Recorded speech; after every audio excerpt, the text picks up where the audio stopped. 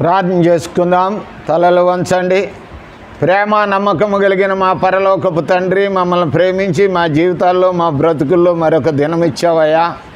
మాకంటే గొప్పవాళ్ళు, మాకంటే గనులు, మాకంటే నాయన ఈ లోకంలో హెచ్చింపబడిన వారు అనేక మంది ఉన్నారు. వారు ఈ దినాన్ని చూడలేకపోయినారు. నాయన చూసే ధన్యత మాకు ఇవ్వటం మాత్రమే కాకుండా ఇదిగో నాయన నీ సన్నిధిలో మమ్మల్ని చేర్చుకున్నందుకు వందనాలయ్యా. యెహోవాను దేవుడిగా కలిగిన జనులు ధన్యులు అన్నావు నాయన. ఆ ధన్య జీవితము నాయన మాకు అనుగ్రహించినందుకు వందనాలు. ఇదిగో ఇంతవరకు కీర్తనల ద్వారా నిన్ను కీర్తించాం నాయన, నిన్ను ఆరాధించాం, నిన్ను మహింపరిచాం, నీ గొప్ప కార్యాలు వివరించుకున్నాం నాయన. తిరిగి నాయన వాక్య ధ్యానంలోకి వెళ్తున్నావు నాయన. మమ్మల్ని మరొకసారి జ్ఞాపకం చేసుకునండి.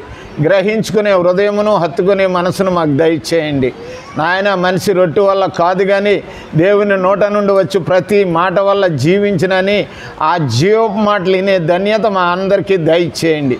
విని మర్చిపోయి మేము మోసపోకుండా ఆ మాటలు మా హృదయంలో దాచుకొని వాటి ప్రకారం జీవించే ధన్యత కూడా మాకు దయచేయండి నాయన. కొద్ది నిమిషాలు నీ వాక్యపు వెలుగు మా మీద ఉంచండి. నీ ఆత్మచేత మమ్మల్ని అందరినీ ముద్రించండి. యేసుక్రీస్తు వారి నామమును బట్టి వేడుకుంటున్నాము తండ్రి, ఆమేన్. పిల్లలందరినీ కంట్రోల్ పెట్టుకోకండి, జాగ్రత్త.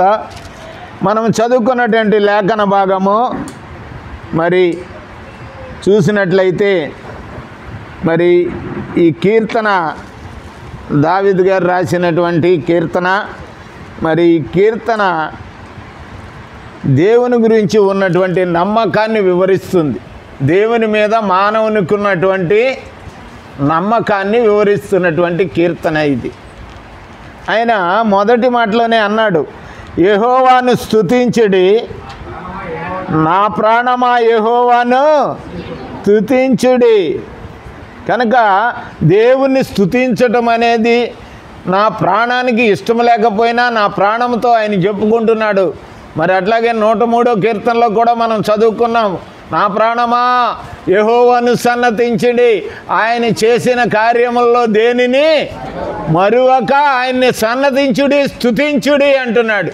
కనుక మనము దేవుని కార్యాలు ఏది కూడా మరువకోకుండా మర్చిపోకుండా అనునిత్యము మనం దేవుని స్తుతించవలసిన అవసరత అక్కరత మరి దేవుని బిడ్డలుగా దేవుని కుమారుడైనటువంటి యేసుక్రీస్తును ద్వారా మరి ఆయన బిడ్డలుగా చేయబడిన క్రైస్తవులమైన మనకు ఎంతో ఆవశ్యకత ఉన్నదని ఇక్కడ భక్తుడు బయలుపరుస్తున్నాడు.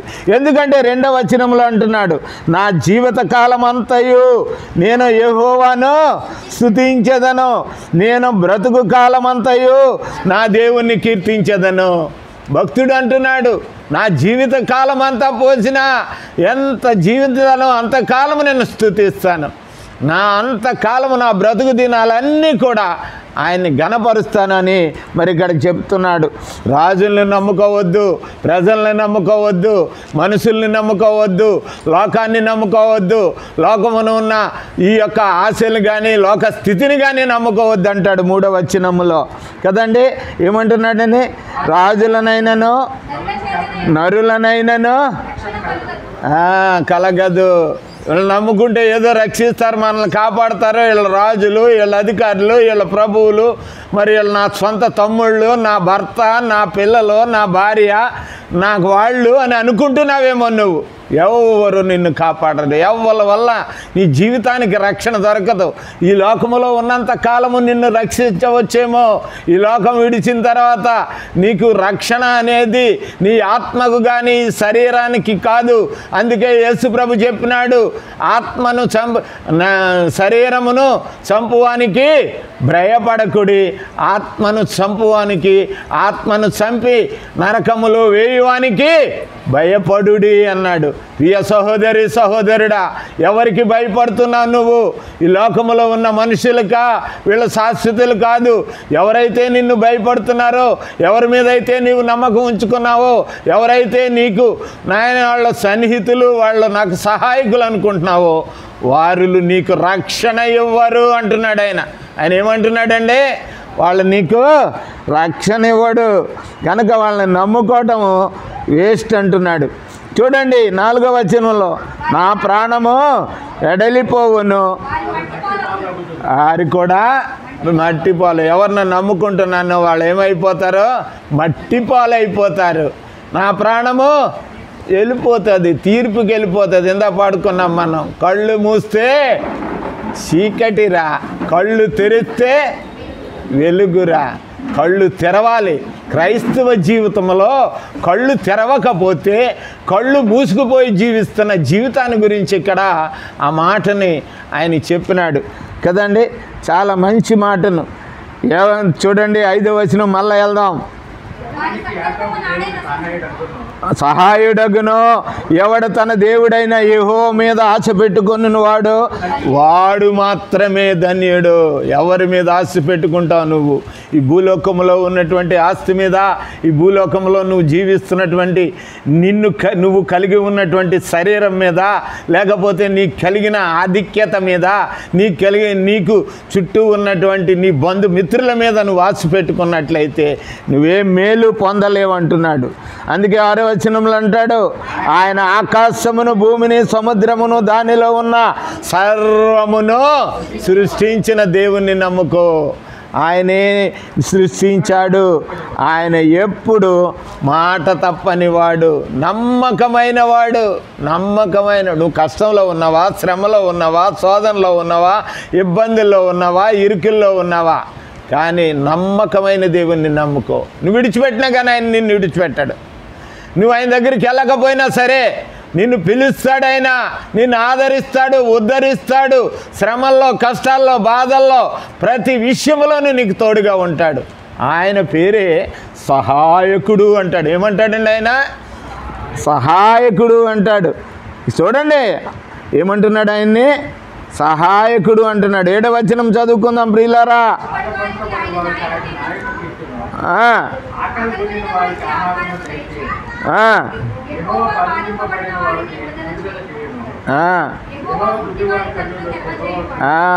ఏడో వచనం సరిపోతుంది మనకి. బాధితులను ఆయన న్యాయము తీర్చును. నువ్వు బాధపడుతున్నావా? దేని విషయంలో బాధపడుతున్నావు? నువ్వు అన్యాయంగా తీర్పు పొందుతున్నావా? అన్యాయమైన నిందలు పొందుతున్నావా? అన్యాయమైన ఆలోచనలు కలిగి ఉన్నావా? అన్యాయమైన స్థితిలో ఉన్నావా?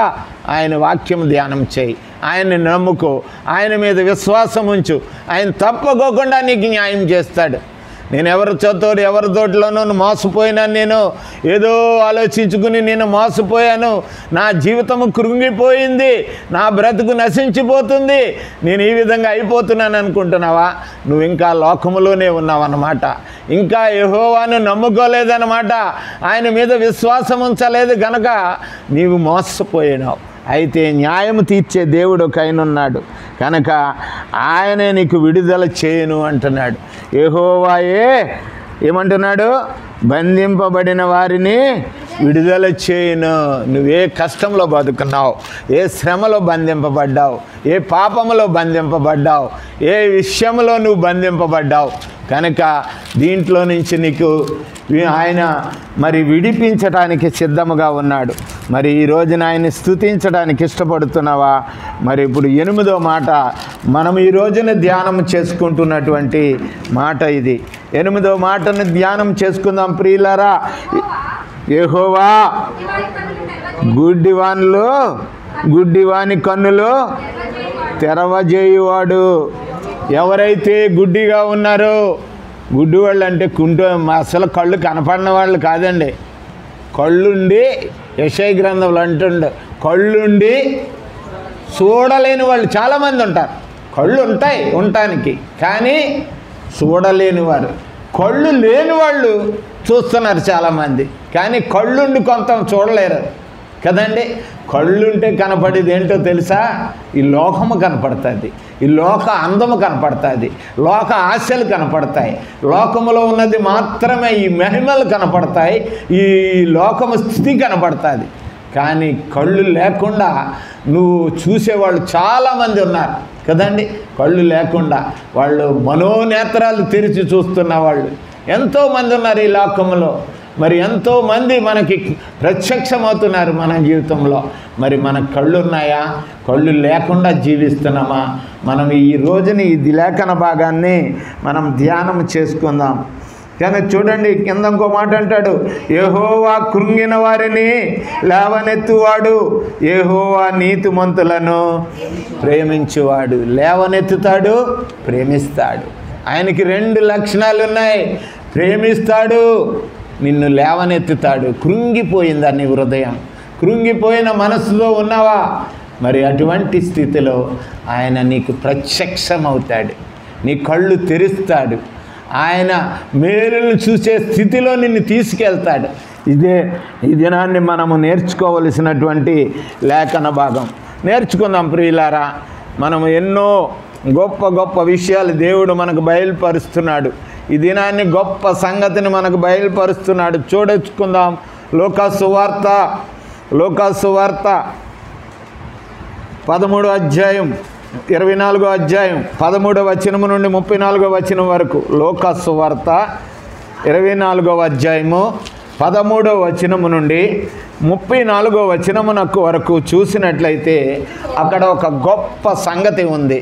మన అందరికీ తెలుసు, యేసు ప్రభు వారు ఈ లోకానికి వచ్చి మరి ఆయన 30 సంవత్సరాలు తన తల్లిదండ్రుల దగ్గర ఉండి తను పుట్టినటువంటి నజరేతులో జీవించి 30 సంవత్సరాల తర్వాత సువార్త నిమిత్తము ఆయన వచ్చి దేవుని రాజ్య సువార్తను ప్రకటించటానికి ఆయన ఇష్టపడి మరి సువార్త ప్రకటించి 33 సంవత్సరాలకి మరి దేవుడు నిర్ణయించినటువంటి ప్రవచనానుసారమైనటువంటి శిక్ష మరణము పొందాడు. ఆయన సిలువ మరణం పొందాడు. నీ కొరకు నా కొరకు అపహసింపబడ్డాడు. నీ కొరకు నా కొరకు అనేక నిందలు అనుభవించాడు. మనుషుల చేత, అధికారుల ద్వారా, శాస్త్రుల ద్వారా, పరిచయుల ద్వారా, అనేక మంది తోటి సహోదరుల ద్వారా అపహసింపబడి సిలువ మరణము పొంది సమాధి చేయబడి 3వ దినమున లేచి మరి శిష్యులకు ప్రత్యక్షమవుతున్నాడు. ప్రత్యక్షత కదండి. మొన్న యేసు ప్రభు ప్రత్యక్షత వాక్యాలు మనం ధ్యానం చేసుకున్నాం. ఆయన ప్రత్యక్షమైనప్పుడు ఈ మాట్లాడిన మాటలు, ఆ ప్రత్యక్షత మాటలు మన జీవితానికి ఒక వరాలని మనం నేర్చుకున్నాం. ఇప్పుడు ఒక మంచి విషయాన్ని మనం జ్ఞాపకం చేసుకుంటున్నాం. ఎమ్మాయి మార్గములో శిష్యులకు యేసుక్రీస్తు ప్రత్యక్షత. ఈ దినాన్ని మనం నేర్చుకుందాం. ఎమ్మాయి మార్గములో. ఏ మార్గం అమ్మది? ఎమ్మాయి అనే పట్టణం. ఇది మరి యెరూషలేముకు 18 కిలోమీటర్ల ఆమడ దూరం అని బైబిల్లో ఉంది. ఆమడ అనే లెక్కనే 18-16 కిలోమీటర్లు ఉండొచ్చు. అది మరి ఎమ్మాయి పట్టణం అనేది మరి పాత మరి ఒక పురాతన పట్టణం. పురాతన పట్టణం అది దాని గురించి మరి వివరణ రాయలేదు. కానీ అక్కడ ఆనాడు మరి రోమా మరి సామ్రాజ్యం విస్తరిస్తున్నప్పుడు రోమీయులు మరి ఆయా పరిపాలన యెరూషలేమును, ఆ చుట్టుపక్కల ప్రాంతాలని, ప్రపంచ దేశాలని పరిపాలిస్తున్న సమయంలో అంతియోకా అనే ఒక రాజు ఉన్నాడు. ఆ యొక్క రాజు ఆ దినాన్ని సైనికులను తీసుకొచ్చి ఎమ్మాయిలో పెట్టినట్టుగా మక్కాబీయుల గ్రంథం, మన బైబిల్లో లేదు కానీ మక్కాబీయుల గ్రంథంలో మరి ఉన్నది అది. మరి ఆ మక్కాబీయుల గ్రంథంలో ఏం చేశాడంటే ఎమ్మాయి మైదానంలో సైన్యముని దింపి మరి ఆ యెరూషలేముని, ఆ యూదుల్ని హింసించి వారి దగ్గర పన్నులు వసూలు చేయటమే ఆ రోజునే. మరి ఈ రోజుల్లాగానే ప్రజల మీద పడి పన్నులు వసూలు చేసి ప్రభుత్వాలు చేసే రోజులు ఆ రోజుల్లో కూడా ఉన్నాయి. ఈ రోజుల్లో అనుకుంటే మనకి మరి అది కొత్త ఏమి వింత కాదు. ఆ రోజుల్లో కూడా వాళ్ళ బతికేది ప్రజల మీదే. ప్రజల పన్నులు వసూలు చేయటం. మరి రోమా ప్రభుత్వం అవనండి, గ్రీకు ప్రభుత్వం అవ్వండి, వీళ్ళందరూ కూడా ప్రజల దగ్గర పన్నులు వసూలు చేయటం. రాజ్యము కృంగిపోతే ధనాగారాలు ఖాళీ అయిపోయినట్లయితే మరి వాళ్ళు ఏం చేసేవారంటే పన్నులు ప్రజల మీద అధిక భారం మోపి పన్నులు విధించడానికి వాళ్ళని ఓడించేవారు. ఒక రాజును ఓడించి ఆ రాజ్యం మీద ఆ రాజ్యాన్ని సామంత రాజ్యంగా చేసుకుని వాటి మీద పన్నులు విధించేవారు. అట్లాగే ఎమ్మాయి పట్టణానికి ఆ రోజున ఒక సైనికుని పంపించి సైనిక అధికారిని నియమించి వచ్చినప్పుడు యూదులు మేల్కొన్నారు. యూదులు కళ్ళు తెరవబడ్డాయి. యూదులు శక్తివంతులు, యూదులు దేవుని బిడ్డలు, దేవుడు ఏర్పాటు చేసుకున్నటువంటి ఆ ప్రజలకు ఏమైంది? కళ్ళు తెరవబడ్డాయి. ఓహో, మనల్ని ఓడించటానికా, మనల్ని గెలవటానికా మనకి ఒక శక్తి ఉంది, మనకు ఒక గొప్ప శక్తి ఉంది. మనమైతే ఓడిపోవచ్చేమో కానీ మనము నమ్ముకున్న దేవుడు దీంట్లో మనకి జయాన్ని ఇస్తాడని ఆ మక్కాబీయుల గ్రంథంలో మరి ఆ విషయము మక్కాబీయుల గ్రంథము 3వ అధ్యాయము 40-44లో ఉంది. వాళ్ళు ఏం చేశారంటే అక్కడ, అది మనకు అనవసరం కానీ మక్కాబీయుల గ్రంథం మీ దగ్గర లేదు కాబట్టి నేను అది RCMలో నేను కోడ్ చేసినాను. అది 3వ అధ్యాయం 40-44 వచనాల్లో ఉంది. వాళ్ళు అక్కడ చేసినది ఏమిటి అంటే వెంటనే వాళ్ళు మోకరించి ప్రార్థన చేసి దేవుని సహాయం అడిగారు. ఉపవాసం ఉండి ప్రార్థన చేసినారు. వాళ్ళు దేవుని సహాయాన్ని అడిగారు. దేవుని కొరకు వేడుకోవటం, యెహోవాను వేడుకోవటం మొదలుపెట్టారు. కనుక ఎమ్మాయి ఎటువంటి ప్రదేశం అంట? ఎమ్మాయి అంటే చెప్పాలి, మీరు ఇంత చెప్పినా కూడా నోరులు ఎప్పట్లేదు ప్రియులారా. ఏమిటంటే ప్రత్యక్షత కలిగిన, కళ్ళు తెరవబడినటువంటి ప్రదేశము. ఎమ్మాయి ప్రత్యక్షత ఏమిటంటే నీ కళ్ళు మూసుకుపోతే తెరుస్తుంది. ఎమ్మాయి ప్రత్యక్షత ఏంటంటే నీవు దేవుణ్ణి చూడలేకపోతే నీకు వస్తున్నటువంటి నింద కానీ, నీకు వస్తున్న శ్రమలు కానీ, నీకు వస్తున్న కష్టాల్లో కూడా ఎమ్మాయి ప్రయాణము నీ కళ్ళను తెరుస్తుంది, నీ జీవితాన్ని తెరుస్తుంది. నీ జీవితము యేసు వైపుకు చూడటానికి నీ జీవితాన్ని తెరిసే ప్రత్యక్షత కలిగినటువంటి ఆ యొక్క ఊరు అది ఎమ్మాయి ఊరు. ఒక పాత గ్రామం, అది చాలా విశాలమైన గ్రామము. కనుక ఆ ఎమ్మాయి ప్రత్యక్షతలో యేసు ప్రభువారు పునరుద్ధరణుడై మొట్టమొదటిగా మగ్దలేని మరియాను కలిసి ఆమెతో మాట్లాడి ఆమెకు ప్రత్యక్షత మాటలు ఇచ్చి ఏమని ఇచ్చాడమ్మా? సమాధి దగ్గర యేసు ప్రభువారు,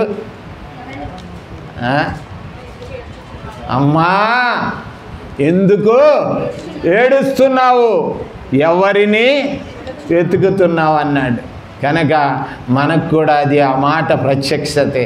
మనము ఏడవలసిన పని లేదు. ఆయన తిరిగి లేచాడు, మరణాన్ని జయించి తిరిగి మరి సమాధి నుండి లేచి మన కొరకే సదాకాలం మనతో ఉండటానికి ఆయన ఎక్కడ వెతకాలి తెలుసా? దేవుని సన్నిధిలో వెతకాలి. దేవుని సన్నిధిలో వెతకాలి. దేవుడు ఎక్కడ దొరుకుతాడు అంటే దైవ గ్రంథములో దొరుకుతాడు. దైవ గ్రంథములో దొరుకుతాడు. ఆయన సన్నిధి ఎక్కడ ఉంటుందో అక్కడ తప్పనిసరిగా ఆయన ఉంటాడు. అందుకే అన్నాడు ఆయన, ఎక్కడ 2-3 నా నామమున ఉందురో వారి మధ్యన నేను ఉంటానంటాడు. ఆయన వాక్యం ఉన్న చోట ఆయన ఉన్నట్టే. ఆయన ఉన్నప్పుడు మరి నువ్వు ఏడవలసిన పని లేదు, నువ్వు ఆయన్ని వెతకవలసిన అవసరం లేదు. నువ్వే ఎతకాలి. దేవుణ్ణి ఎతకాలి. నువ్వు దేన్ని ఎతకాలండి? లోకంలో ఉన్న వాటినా? చెప్పండి ప్రియులారా, దేన్ని వెతకాలి? మనం దేవుని సన్నిధిని వెతకాలి. దేవుని సన్నిధిని వెతకాలి. ద్వితీయోపదేశ కాండంలో ఏమంటున్నాడు? ఆయన సన్నిధిని వెతికిన వారు సంతోషింతురు అని ఉంటుంది. ఇప్పుడు ఆ రెఫరెన్స్ అవసరం లేదు కానీ మొదటి దినవృత్తాంత గ్రంథంలో ఉన్నది 16, 18, 19లో ఉంది. కనుక మరి ఆయన సన్నిధిని వెతకాలి. నువ్వు నీ కళ్ళు తెరవబడ్డాయా? తెరవబడితే ఏం చేయాలి? నువ్వు ఎమ్మాయి ప్రత్యక్షత కావాలి నీకు. నీ జీవితంలో నీ కళ్ళు తెరవబడినట్లయితే ఆయన్ని వెతుకు. ఆయన ప్రత్యక్షం అవుతాడు, నిన్ను నడిపిస్తాడు, నీకు సహాయకుడిగా ఉంటాడు. నువ్వు కృంగిపోయి అయిపోయినావా, నువ్వు బలహీనుడు అయిపోయినావా, బలహీనురాలు అయిపోయినావా, శ్రమలతో బాధపడుతున్నావా, రోగాలతో పీడింపబడుతున్నావా, అనేకమైనటువంటి అపనిందలు పొందుతున్నావా, అనేక నిందలు అనుభవిస్తున్నావా, ఈ రోజున అమ్మాయి ప్రత్యక్షత నీ జీవితాన్ని కళ్ళు తెరిచేదిగా ఉండాలని ప్రభు నీతో మాట్లాడటానికి ఇష్టపడుతున్నాడు ప్రియ సహోదరి సహోదరుడా. కనుక మలాకి గ్రంథంలో ఒక మంచి ప్రవచనం ఉందండి. మలాకి గ్రంథము 3వ అధ్యాయము 16వ వచనం.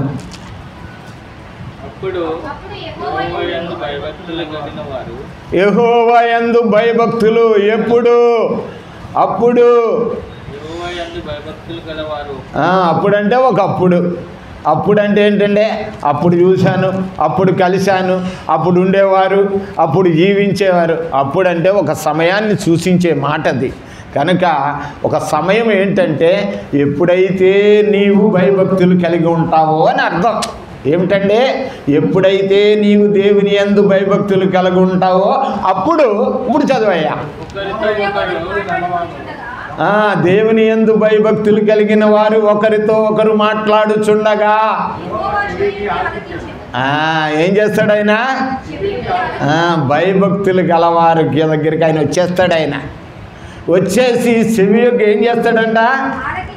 ఆలకించును నీ మాటలు, నీ కష్టాన్ని వింటాడు, నీ నష్టాన్ని వింటాడు, నీ శ్రమను వింటాడు, నీకున్నటువంటి లోటును వింటాడు. ఆయన నీ అవసరత ఏముందో నీ దగ్గరికి వస్తాడు. మరి నీవు ఆయన వింటాడు ఎక్కడ నీకు భయభక్తులు కలిగి ఉన్నట్లయితే. ఇంకో మాట ఉంది,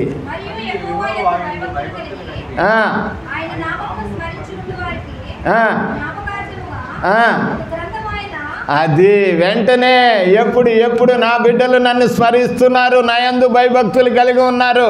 అది రిటర్న్ కూడా ఉంటుందండి. ఇది తీర్పులోకి వెళ్తుంది. ఆ రిటర్న్ బుక్ ఒకటి ఉంటుంది. దాన్ని ఏమంటారంటే జీవగ్రంథం అని బైబిల్ సెలవిచ్చింది. ప్రతిరోజు నీకు జీవగ్రంథం ఉంటుంది. నువ్వు తప్పు చేసినప్పుడు, నీవు దేవుని బిడ్డవైనప్పుడు వెంటనే నీకు ఒక పేజీ, ఒక పుస్తకం తెరవబడుతుంది నీ నిమిత్తము. ఆ జీవగ్రంథములో నీ గురించి రాయబడుతుంది. నేను ఎప్పుడో చేశాను, నాకు అది అప్పుడు తెలియదండి, అప్పుడు చేశానండి అంటే నీ శిక్ష, నీ నింద అంతా కూడా ఉంటుంది. కనుక అది తీర్పు దినాన్ని జీవగ్రంథము తెరవబడుతుంది. కనుక ప్రియులారా, మరి ఇంకొక విషయం జ్ఞానం చేసుకుందాం. మత్తయి సువార్త, ఎందుకంటే సమయం తక్కువ ఉంది, మీరు ఇంటికి వెళ్ళినాక రాసుకోండి, చదవండి. మత్తయి సువార్త మరి యూట్యూబ్లో వింటున్న వారికి కూడా ముఖ్య గమనిక, సమయం తక్కువ కనుక వింటున్న వారు బైబిల్ దగ్గర పెట్టుకొని దాన్ని ధ్యానం చేయండి. ధ్యానం చేస్తే దేవుడు మన కళ్ళు తెరిచి ఆ బైబిల్లో ఉన్న సత్యాన్ని మనకు బయలుపరుస్తాడు. మత్తయి సువార్త 18వ అధ్యాయము 20వ వచనాన్ని కూడా చూద్దాం. ఏలయనగా ఇద్దరు ముగ్గురు నా నామమున, యేసు ప్రభు వారు అంటున్నారు. యేసు ప్రభు వారు ప్రత్యక్షత ఒకసారి చెప్తున్నాడు. ఆయన ఎక్కడ ఇద్దరు ముగ్గురు నా నామమున ఉందురో వారి మధ్యన ఉందును. అసలు నువ్వు ఉంటున్నావా? వారు మరి ఇద్దరు ముగ్గురు యేసుక్రీస్తు నామమున ఉన్నవాళ్ళమేనా? మనం ఉన్నవాళ్ళమైతే మనం మాట్లాడుకున్నప్పుడు కానీ, మనం ఆయన్ని స్తుతించినప్పుడు కానీ, ఆయన సన్నిధిని కలిగినప్పుడు కానీ, ఆయనందు భయభక్తులు కలిగి ఆయన సన్నిధిలో మోకరించినప్పుడు నీ మాటలు వినడానికి, నీ మధ్యకి ఆయన రావటానికి ఇష్టపడుతున్నాడు. ఇంకో మాట ఉంది,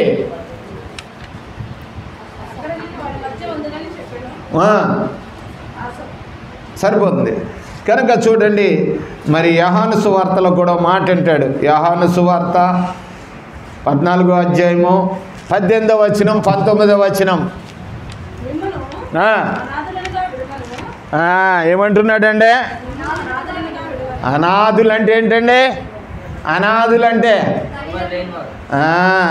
మనం ఎందుకు అనాథులు అవుతామంటే, మనకు అన్నీ ఇచ్చి ఉన్నాయి కదా, మనం అనాథులు అంటున్నాడు. ఏంటి?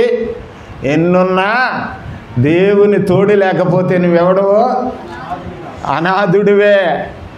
దేవుని కృప నీ మీద లేకపోతే నువ్వు అనాథుడివే.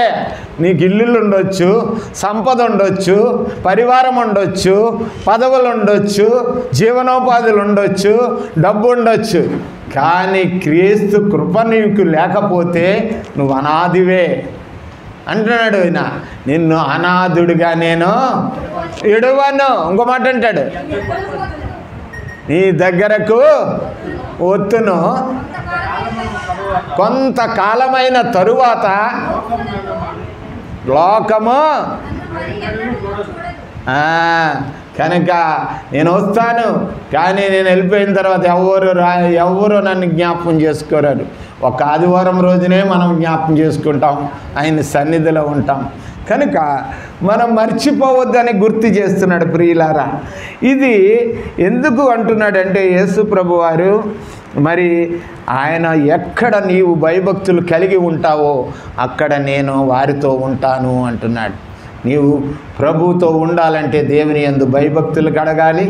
ఆయన నామము కలిగి అనునిత్యము ఆయన్ని స్మరిస్తూ, స్తుతిస్తూ, మహింపరుస్తూ, ఆయన్ని కీర్తిస్తూ, మరి ఇతరులను నమ్ముకోకుండా, లోకాన్ని నమ్ముకోకుండా ఆయన నమ్ముకున్నట్లయితే ఆయన నిన్ను అనాదిగా విదలడు. ఆయన తోడుగా ఉంటానన్నాడు, తోడుగా ఉంటాను. రెండవ వచనానికి వెళ్దాం.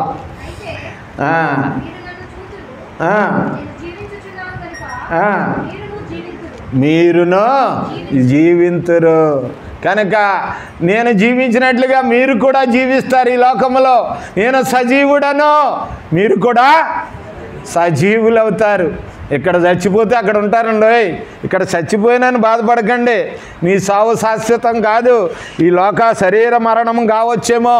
శరీర మరణము ఒక మాట అన్నాడు యేసు ప్రభు వారు యోహాను సువార్త 11:25 మనందరికీ తెలిసిన మాట. ప్రియులారా తొందరగా చదవాలి.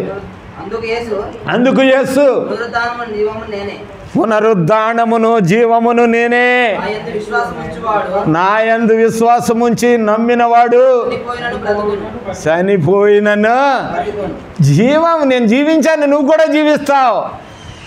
అది యేసు ప్రభులో ఉన్న గొప్ప ధన్యత ఏంటంటే ఎంతోమంది చచ్చిపోయినారు. మేము దేవుళ్ళు అనుకుంటున్న వాళ్ళు, మేము గొప్పవాళ్ళం అనుకుంటున్న వాళ్ళు ఎంతోమంది చచ్చిపోయినారు. ఎవడో మరణాన్ని గెలలేదు, ఎవడో మరణాన్ని గెలిచి జీవించలేదు. అనేక మంది సమాధులు ఉండిపోయినాయి. యేసుక్రీస్తు సమాధి మాత్రమే ఖాళీగా ఉంది. అది సమాధి బంధించలేదు యేసుప్రభుని, మట్టి బంధించలేదు. మట్టిలో యేసుక్రీస్తు శరీరము కృంగిపోలేదు. ఆయన పునరుద్ధానిగా లేచాడు. ఎందు నిమిత్తము? ఆయన జీవించి నిన్ను కూడా నన్ను కూడా జీవింప చేయటానికి. ప్రియ సహోదరి సహోదరుడా, ఆయన జీవిస్తున్నాడు. ఇంకో మాట ఉంది అక్కడ, చదవండి మా యోహాను సువార్తలోది.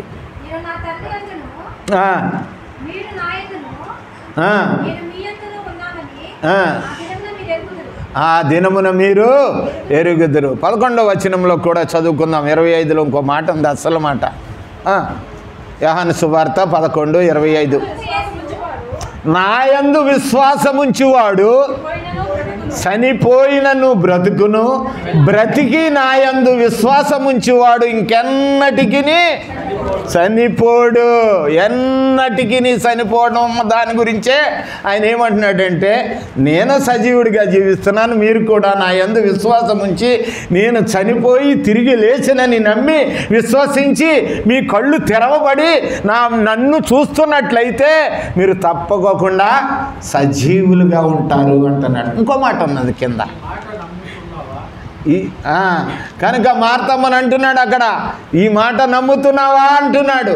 ఈ రోజున మార్తమ్మలను కూడా అడుగుతాడున్నాడు ఆయన. ఈ రోజున ఎవరిని అడుగుతున్నాడు? లోకంలో బిజీ అయిపోయి యేసు ప్రభు రాలేదని కృంగిపోయి, యేసు ప్రభు ఉంటే మా తమ్ముడు లెగిసేవాడు అనుకుని, యేసు ప్రభు రాను గురించే మా తమ్ముడు సమాధిలో కుళ్ళిపోతున్నాడని నమ్ముతున్నటువంటి మార్తమ్మలు చాలామంది ఉంటారు. మార్తమ్మలు ఆనాడు ఆ మార్తమ్మతో యేసు ప్రభు అంటున్నాడు, ఏమంటున్నాడు?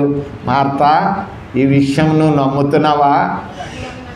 కనుక ప్రియ సహోదరి, నమ్మకం అనేది నీ జీవితానికి, మరి మన జీవితానికి ఒక వరం.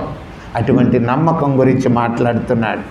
ఇక రెండవ విషయాన్ని గురించి మరి నమ్మకం గురించి మనం ధ్యానం చేస్తాం. రెండో విషయం గురించి ధ్యానం చేద్దాం. ఏమైందంటే అక్కడ మరి చూసినట్లయితే రెండో విషయం ఏమిటంటే, రెండో విషయము వారి కన్నులు పరవబడిన. లోకాసు వార్త 24వ అధ్యాయంలో వారి కన్నులు మూయబడిన. యేసు ప్రభు వారు నడుస్తున్నారు. చూడండి, వారు సంభాషించుచు ఆలోచించుకొనుచుండగా యేసు తానే దగ్గరికి వచ్చి ఏమన్నాడు? ఆయన వాగ్దానం, ప్రవచనం కూడా చెప్పాడు. ఆయన ప్రవచనము దేవుడిచ్చాడు, యేసు ప్రభు వాగ్దానం చేశాడు. ఏమంటున్నాడు ఇప్పుడు ఈయన? ఏం చేస్తున్నాడు? యేసే ఎందుకని వచ్చాడండి?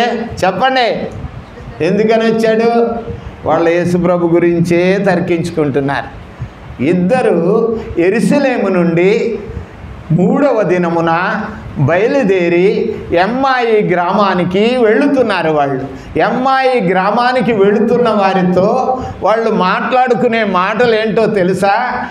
యేసు ప్రభు గురించి మాట్లాడుకుంటున్నారు కనుక ఆయన వాగ్దానం చేసి నమ్మదగిన దేవుడు అండి ఆయన మాటని తర్వాత మనలాగా ఇంకొకళ్ళలాగా ఆయన విడిచిపెట్టేవాడు కాదు. మాట అన్నాడంటే ఆయన తప్పకోకుండా నెరవేరుస్తాడు. అది అవునంటే అవును, కాదంటే కాను. ఆయన నోట్లోంచి మాట వచ్చిందంటే అది జీవపు మాటది. పేతురు అన్నాడు, జీవపు మాటలు మాట్లాడేవాడు నువ్వు తప్ప మేము ఎక్కడికి వెళ్తామయ్యా? మనమైతే జీవపు మాటలు కాకుండా లోక మాటలు, లోక పరిస్థితులకు పరిగెడతాం. మరి ఇంక పేతురు అన్నాడు ఆ రోజుని, కనుక మేము ఎక్కడికి, మీరు వెళ్ళిపోతున్నారు, 71 మంది వెళ్ళిపోయినారు, మీరు కూడా వెళ్ళిపోతారా అని 12 మందిని అడిగాడు. పేతురు అన్నాడు, ఎక్కడికి వెళ్తామయ్యా? జీవపు మాటలు కలిగిన నీ మాటలు విడిచి మేము ఎక్కడికి వెళ్ళాలయ్యా అని అన్నాడు. ప్రియ సహోదరి, వాళ్ళ క్రీస్తు గురించి చదువమ్మా. వారితో కూడా నడిచెను. అయితే అది మనకు కావాల్సింది ఏంటంటే ఆయన్ని గుర్తుపట్టలేము, మనం కూడా గుర్తుపట్టలేము ఇప్పుడు. అందుకే అన్నాడు, ఇంకెప్పుడు నన్ను చూడరు, ఆదివారమే చూస్తారు నన్ను, మిగతా రోజులు ఏమైనా చూస్తాము? లోకాన్ని చూస్తాం, లేకపోతే బోల్డ్ పరిస్థితులు ఉన్నాయి మనకి కదా. కనుక ఆయన అంటున్నాడు, మరి ఏమంటున్నాడు? ఆయన్ను గుర్తుపట్టలేదంటే. ఎందుకు గుర్తుపట్టలేదో తర్వాత మాట ఉంది. వారి కన్నులు మూయబడినాయి. అనేక మంది కన్నులు ఈ రోజున మూయబడిన పరిస్థితిలో ఉన్నాము, మూయబడిన స్థితిలో ఉన్నారు. అనేక మంది మూయబడ్డారు. లోకాసు వార్త 9వ అధ్యాయము 44వ వచనం 45వ వచనం చదువుకుందాం. ఆయన చేసిన కార్యములన్నిటిని చూచి అందరూ ఆశ్చర్యపడుచుండగా ఆయన ఈ మాటలు మీ చెవులలో నాటినయుడి, మనుష్య కుమారుడు మనుషుల చేతికి అప్పగింపబోచున్నాడని తన శిష్యులతో చెప్పాను. అయితే వారా మాట గ్రహింపకుండానట్లు అది వారికి మరుగు చేయబడింది. అది చెవులు కూడా వినబడవు దేవుని దగ్గర. వాళ్ళకి అన్నిసార్లు చెప్పాడు. మగ్దలైన మరి వెళ్ళి అక్కడ ఏమంటుంది? అక్కడ లెగిశాడు అంటే నమ్మట్లేదు, శిష్యులు నమ్మట్లేదు. మరి మనము కూడా శిష్యులమే కదా, మనము నమ్ముతున్నాం ఆయన లేచాడని. చేసినట్లయితే నువ్వు కూడా లేస్తావు. ఆయన పునరుద్ధరణ అయితే మనం కూడా పునరుద్ధరణం. మనం సజీవులమైతే ఆయన కూడా సజీవుడే. ఆయన సజీవుడని నువ్వు నమ్మినట్లయితే నమ్ముతాడు.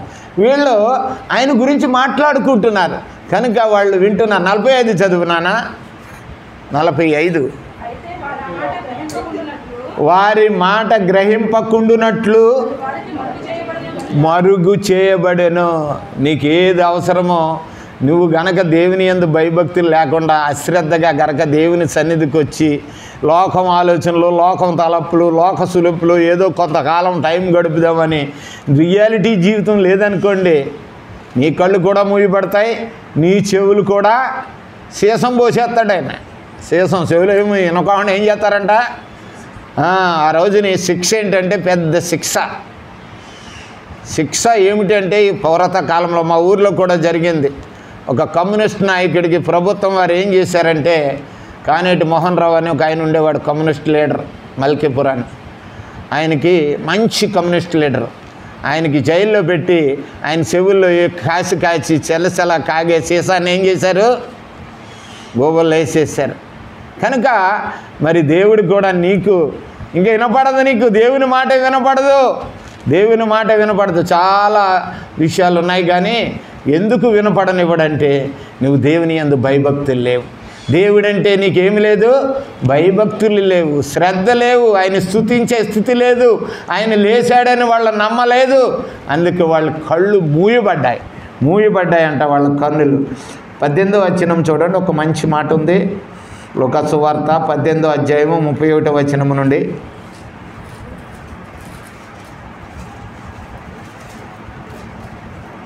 18:31 లూకా సువార్త. పిలిచి మనమందరం యెరూషలేముకి వెళ్తున్నాము,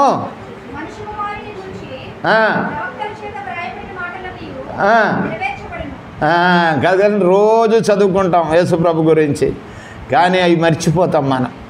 మన కళ్ళు ఎదురు అవి కనపడవు, మనకేయో కనపడతాయి. అంటే దాని అర్థం ఏంటి?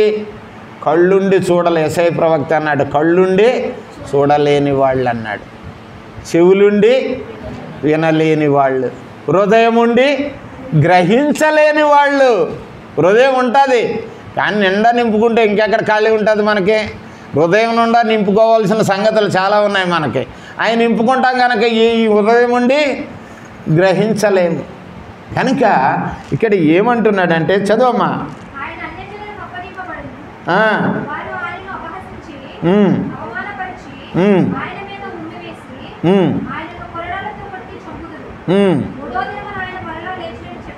అది ఆయన లేచను అని వాళ్ళకి చెప్తే వాళ్ళు ఆయన గమనించలేకపోయినారు.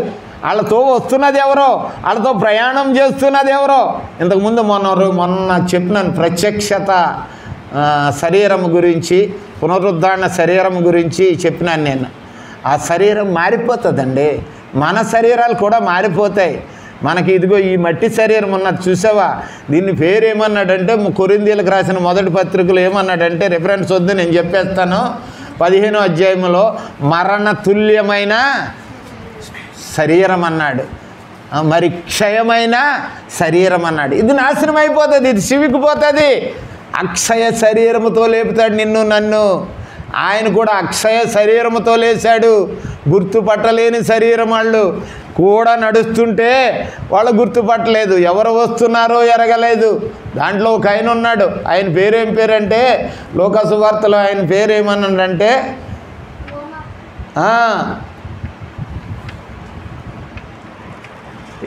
14వ వచనంలోన 15వ వచనంలో ఉన్నట్టు ఉన్నది. ఆడి పేరు క్లేయోపా.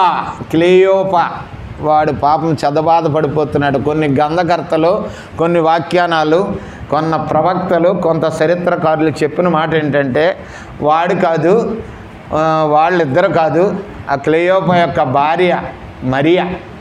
అది ఎక్కడుందంటే మత్తయి సువార్తలో ఉంది, మరి లూకా సువార్తలో కూడా ఉంది. శిలువ దగ్గర ఎంతమంది ఉన్నారంటే 5 మరియలు ఉండేవారు. ఈ క్లియోపా యొక్క భార్య పేరు కూడా మరియే. ఆ మరియా ఇద్దరు కలిసి ఊరికి వెళ్తున్నారు, వాళ్ళ సొంతూరు ఇమ్మాయి, దానికి వెళ్తున్నారు అన్నారు. కానీ అక్కడ ఒక వచనం ఏముందా, ఒకరితో నొకరు అనలేదు. చూడండి అక్కడ ఉన్నది, ఒకరితో నొకరు మాట్లాడుకునే విషయం 13వ వచనంలో 14లో చూడండి. ఒకరితో నొకరు సంభాషించుకొనుచుండగా, తర్వాత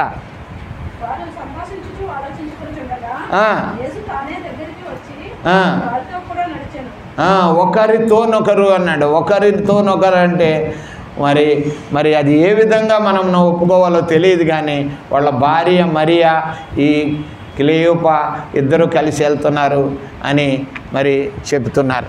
కానీ ఏదేమైనప్పటికీ మరి యేసు ప్రభు వాళ్ళతో ప్రయాణం చేస్తున్నాడు. నీ జీవితంలో, నీ బ్రతుకులో, నా బ్రతుకులో యేసు ప్రభు నువ్వు ఇష్టంగా ఉన్నట్లయితే మనతో కూడా ప్రయాణం చేస్తాడండి. మనం ఎక్కడ కష్టంలో ఉన్నా, ఈ ప్రయాణం చేసినా, ఎక్కడ తిరిగినా సరే కదండి, నీ కాళ్ళకి ఏం తగలనివనన్నాడా, రాయి కూడా తగలకోకుండా సమభూమి గల ప్రదేశాల్లో నిన్ను నడిపిస్తానన్నాడు. ఏ భూమి అది? Cement road. తార్ రోడ్డు అయితే కొంచెం ఎత్తుగొప్పులు ఉంటాయి. ఏం రోడ్డు అది? సిమెంట్ రోడ్డు లాంటి ప్రదేశాల్లో నడిపిస్తాను.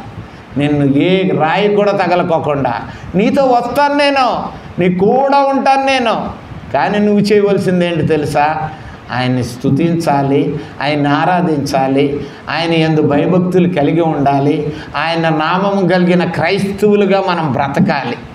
నీతి న్యాయములు అనుసరించి ఏ లోపము లేని జీవితాన్ని జీవించినప్పుడు ఆయన ఎప్పుడు మనతో ప్రయాణం చేస్తాడండి. నువ్వు ఎక్కడున్నా సరే. అందుకే అన్నాడు యుగ సమాప్తి వరకు, మత్తయి సువార్త 28లో అన్నాడు, యుగ సమాప్తి వరకు సదాకాలం నేను మీతో ఉంటాను. ఎంతమంది దగ్గర ఉంటావయ్యా? నాతో ఉంటావా లేకపోతే మాతో ఉంటావా?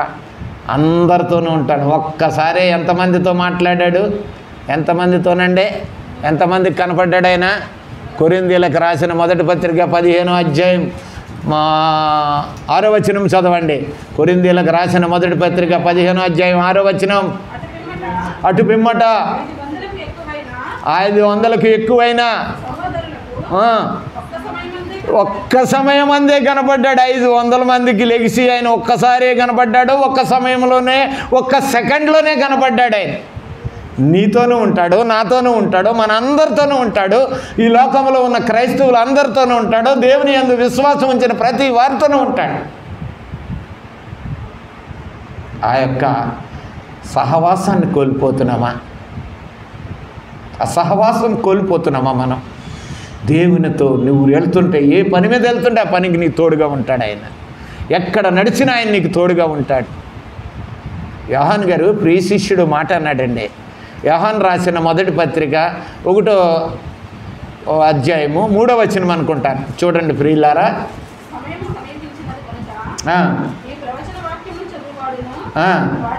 3వ వచనమే చదువమ్మ.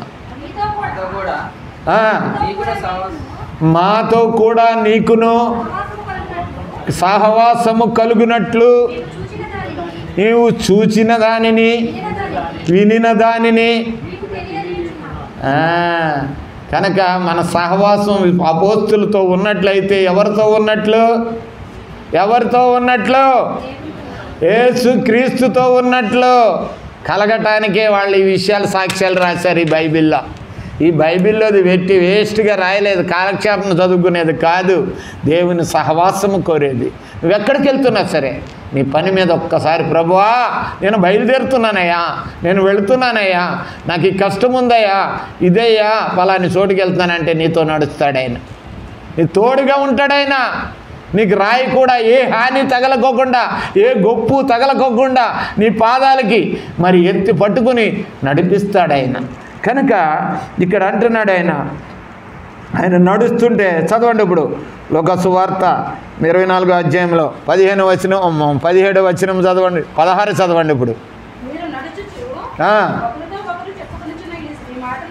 యేసు ప్రభుకి వచ్చిన వేసాడు వాళ్ళకి కదండి, మనకు కూడా వేస్తాడు. అప్పుడు ఏంటి, ఏం మాట్లాడుకుంటున్నారు? ఏ విషయం మాట్లాడుకుంటున్నారు అడిగితే ఏం చెప్తామండి మనం? మనల్ని అడిగాడు అనుకో, వాళ్ళని అడిగాడు, క్లేయోపాని అడిగాడు, ఆ పక్కన ఉన్న ఆయన్ని అడిగాడు, లేకపోతే మా వాళ్ళ భార్యని అడిగాడు అనుకో, మనల్ని అడిగాడు అనుకో, ఏం చెప్పుకుంటాం మనం? ఇద్దరు కలిస్తే ఏం మాట్లాడుకుంటానండి? అరే రారాబాయ్ ఒంటరిగా బోరు కొడుతుంది, పిచ్చి పాటి మాట్లాడుకుందాం. పిచ్చోళ్ళలాగా మాట్లాడుకుంటాం. ఏం మాట్లాడుకుంటున్నామండి? పిచ్చి పాటి అంట, పిచ్చి పాటి మాట్లాడండి. క్రైస్తవులు కూడా ఇద్దరు సహవాసం కలిగితే దేవుని కార్యాలు కానీ, దేవుని వాక్యము గురించి కానీ, మరి ఏదైనా దేవుడు మనకి చేసే మేలు గురించి మాట్లాడుకోవటం చేత కాదు మనకి. అందుకే యేసుప్రభు అడుగుతున్నాడు వాళ్ళని, ఏం మాట్లాడుకుంటున్నారా మీరు? ఏంటి ఆలోచిస్తున్నారు? మీరు నడుస్తూ మాట్లాడుకుంటున్నారు, ఏ విషయము అని అడుగుతున్నాడు. అడిగితే వాళ్ళు అంటారు, దుఃఖముఖములై నిలిచిరి. వాళ్ళు ఏమి చేస్తున్నారు? వాళ్ళు దుఃఖముఖములై నిలిచారు. మన కళ్ళు తెరవబడకపోతే, మన జీవితాలు తెరవబడకపోతే క్రీస్తు మనకు మేలు చేయడు, మనతో నడవడండి. తెస్సలోనికి రాసినటువంటి మరి మొదటి పత్రిక రెండవ పత్రిక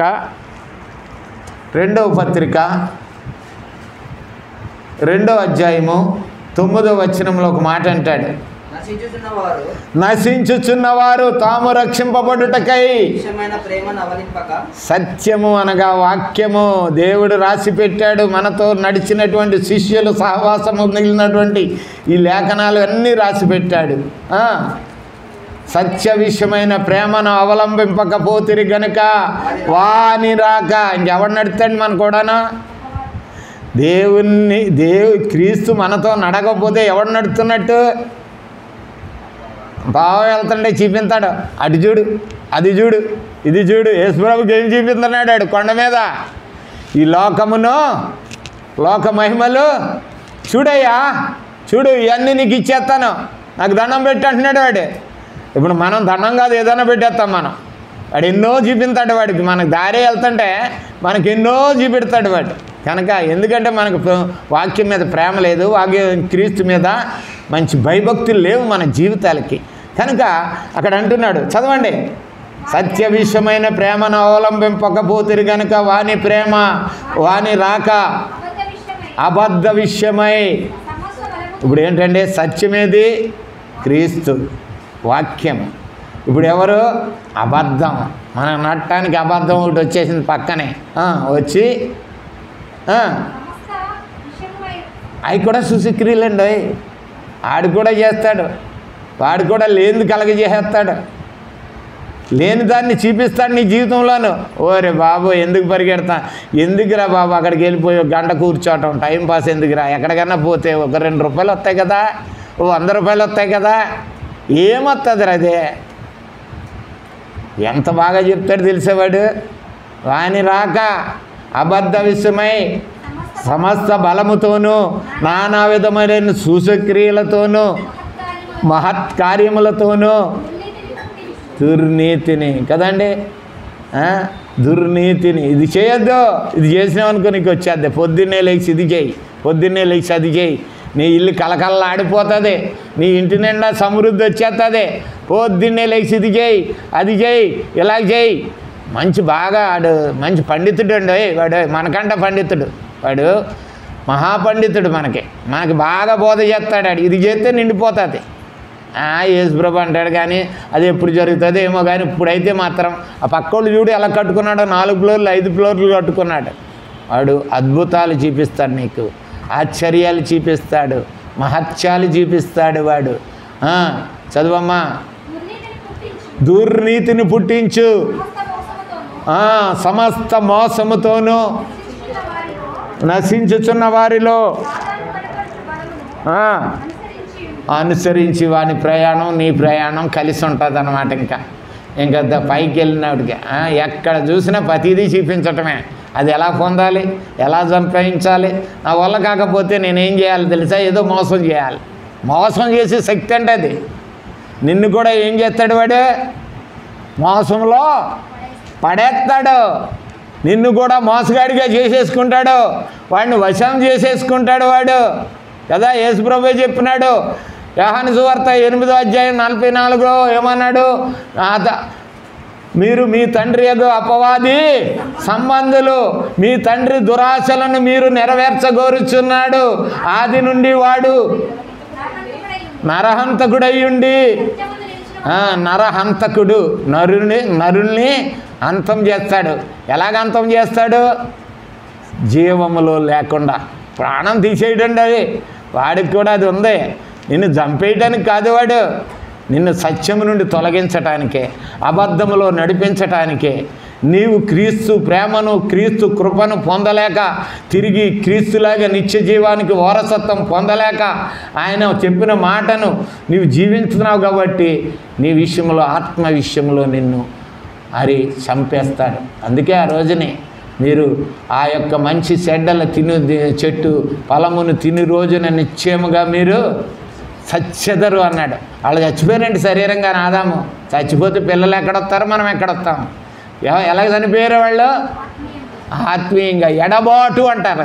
దేవునితో ఎడబాటులో చంపేస్తాడు వీడు నరహంతకుడు. ఎట్లాగంటే దేవునితో ఎడబాటు చేసేస్తాడు, దేవుడికి మనకే దూరం చేసేస్తాడు. మంచి ఆలోచనలు చెప్పి మంచి తెలివి ఉపయోగించి మనకు చాలా తెలివైనడు వాడు. కనుక వాడు అంటున్నాడు, చదవమ్మా, ఇంకో మాట ఉంది అక్కడ,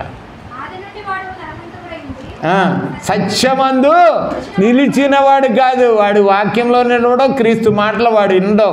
వాడు దేవుడు దూత అయినప్పటికీ దేవుడి దగ్గర నుంచి ఎడబడ్డాడు కనుక మనల్ని కూడా దేవుడిని ఎడబాటు చేస్తాడు. వాడి కోసం నరకం సిద్ధపడ్డది కనుక మన కోసం కూడా నరకము ఏర్పాటు చేసేస్తాడు వాడు. కనుక ప్రియులారా గ్రహించుకుందాం మనం. మరి అనేక మాటలు ఉన్నాయి కానీ అక్కడ చూడండి 11 వచనం చదవండి, 11, 12. తెసలోనికి రాసిన పత్రిక 2వ అధ్యాయము 11, 12. ఇందుచేత సత్యమును నమ్మక దుర్నీతి యందు అభిలాష వారందరూ శిక్షావిధి పొందుటకై అబద్ధమును నమ్మునట్లు నీకేమిచ్చేస్తాడు ఇప్పుడు? మోసం చేయి శక్తి. నువ్వేమైపోతావు ఇప్పుడు చెప్పండి? మోసగాళ్ళం అయిపోతాం. మనం మోసం మొదలెడతాం, మన మోస జీవితం వస్తుంది మనకి. ఆ యొక్క జీవించే జీవితం క్రీస్తు జీవం కోల్పోతాం. క్రీస్తు నుండి ఎడబాటు ఉంటుంది. ఆయన తోడు ఉండడు, ఆయన సహాయకుడిగా ఉండడు, ఆయన ఏ మేలు నీ జీవితంలో చూడలేవు. కనుక ఇది నాన్ని యేసు ప్రభు నడుస్తున్నాడు. నీతో నడుస్తున్నాడా? నీ జీవితంలో నడుస్తున్నాడా ఆయన? ఆయనతో కలిసి ప్రయాణం చేస్తున్నావా నువ్వు? ఆయనతో కలిసి మనం ప్రయాణం చేస్తున్నామా, లేకపోతే వాడితో ప్రయాణం చేస్తున్నామా? గమనించుకుందాం. ఇంకొక మాటని నేను ఎక్కడంటే ప్రకటన గ్రంథంలో 13వ అధ్యాయము 13వ వచనం. ప్రకటన గ్రంథం 13వ అధ్యాయం 13వ వచనం 14వ వచనం.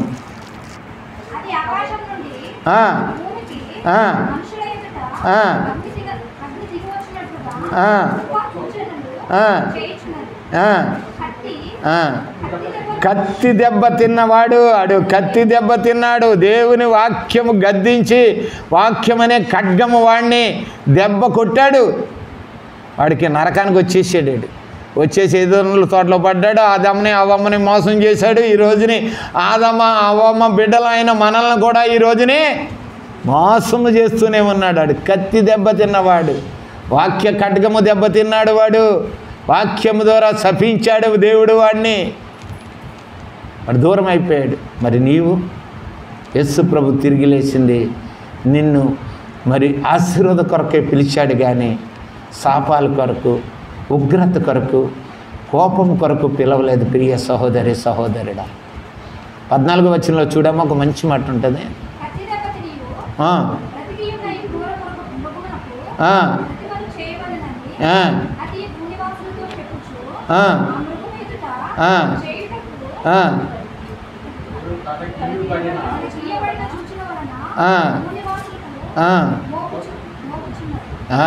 మన మీద మోపుతున్నాడు వాడి అబద్ధాన్ని, వాడి జీవితాన్ని మన మీద మోపుతున్నాడు.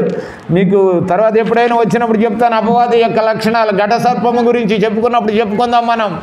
కనుక ప్రియులారా, ఎవరు మరి కళ్ళు మూస్తారు? మనకి ఎవరు కళ్ళు మూస్తారండి? మనం ఎంత బైబిల్ చదువుకుంటున్నామో, మళ్ళీ వస్తున్నాం చర్చికి, మంచిగా ఉన్నాం, మరి ఎవరు మూస్తున్నారు మన కళ్ళు? యేసు ప్రభుని చూడుకోకుండా వాళ్ళు గమనించలేదు ఆయన నడుస్తుంటేనే. ఆ అమ్మాయి ప్రయాణంలో చేస్తున్నారు వాళ్ళిద్దరూ కూడా. యేసు ప్రభు వాళ్ళలో నడుస్తుంటూ ఆయన అడిగాడు, ఏం మాట్లాడుకుంటున్నారు అన్నా కూడా వాళ్ళు ఏం చేశారు? నువ్వెవరవయ్యా అని అడిగారే వాళ్ళు? చూడలేకపోయినారు. ఎందుకంటే నీకు నాకు కూడా అటువంటి చూడలేని స్థితిని కలగజేస్తుంది. 2వ కొరింథీ 4వ అధ్యాయం 4వ వచనంలో అంటాడు, దేవుని స్వరూపి అయ్యున్న క్రీస్తు మహిమను కనపరచకుండు నిమిత్తము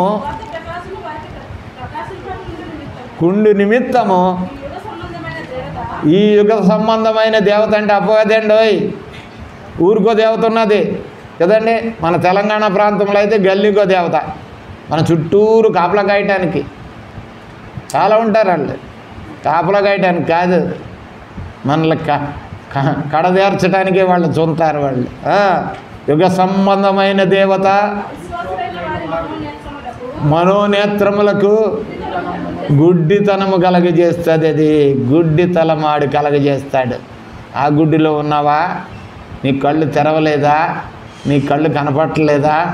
క్రీస్తు నీ ఎదుట సిలువ వేయబడి మా సమాధి చేయబడి తిరిగి లేచాడని యేసుప్రభు నీకు నమ్మటం లేదా? నీ కళ్ళు తెరవలేదా?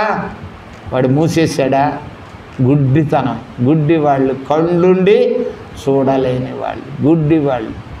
కనుక గుడ్డివారు, అందుకే అంటాడు రోమపత్రిక, గుడ్డివాళ్ళు ఇంకా చూడవలనని, మరి చూసేవారు ఇక గుడ్డివారు కావాలనని యేసుప్రభు ఈ లోకానికి వచ్చాడు. లోకాన్ని చూస్తున్నావు, చూసావా నువ్వు ఆశలు? దానికి గుడ్డితనం కలగజేస్తాడు యేసుప్రభు కూడా. ఈ లోకానికి వచ్చింది ఆయన అందుకే. కనుక ప్రియులారా, మనము చూసివారముగా ఉన్నామా, గుడ్డివారముగా ఉన్నామా? వాళ్ళు గమనించలేకపోయినారు. చూసుకుందాము ఇప్పుడు. చూడండి, ఆ మాటను మళ్ళీ చదువుకుందాము. వారి ప్రయాణం చేస్తున్నప్పుడు మాటను లోకాసు వార్త 24వ అధ్యాయంలోది ఎదురుకెళ్దాం.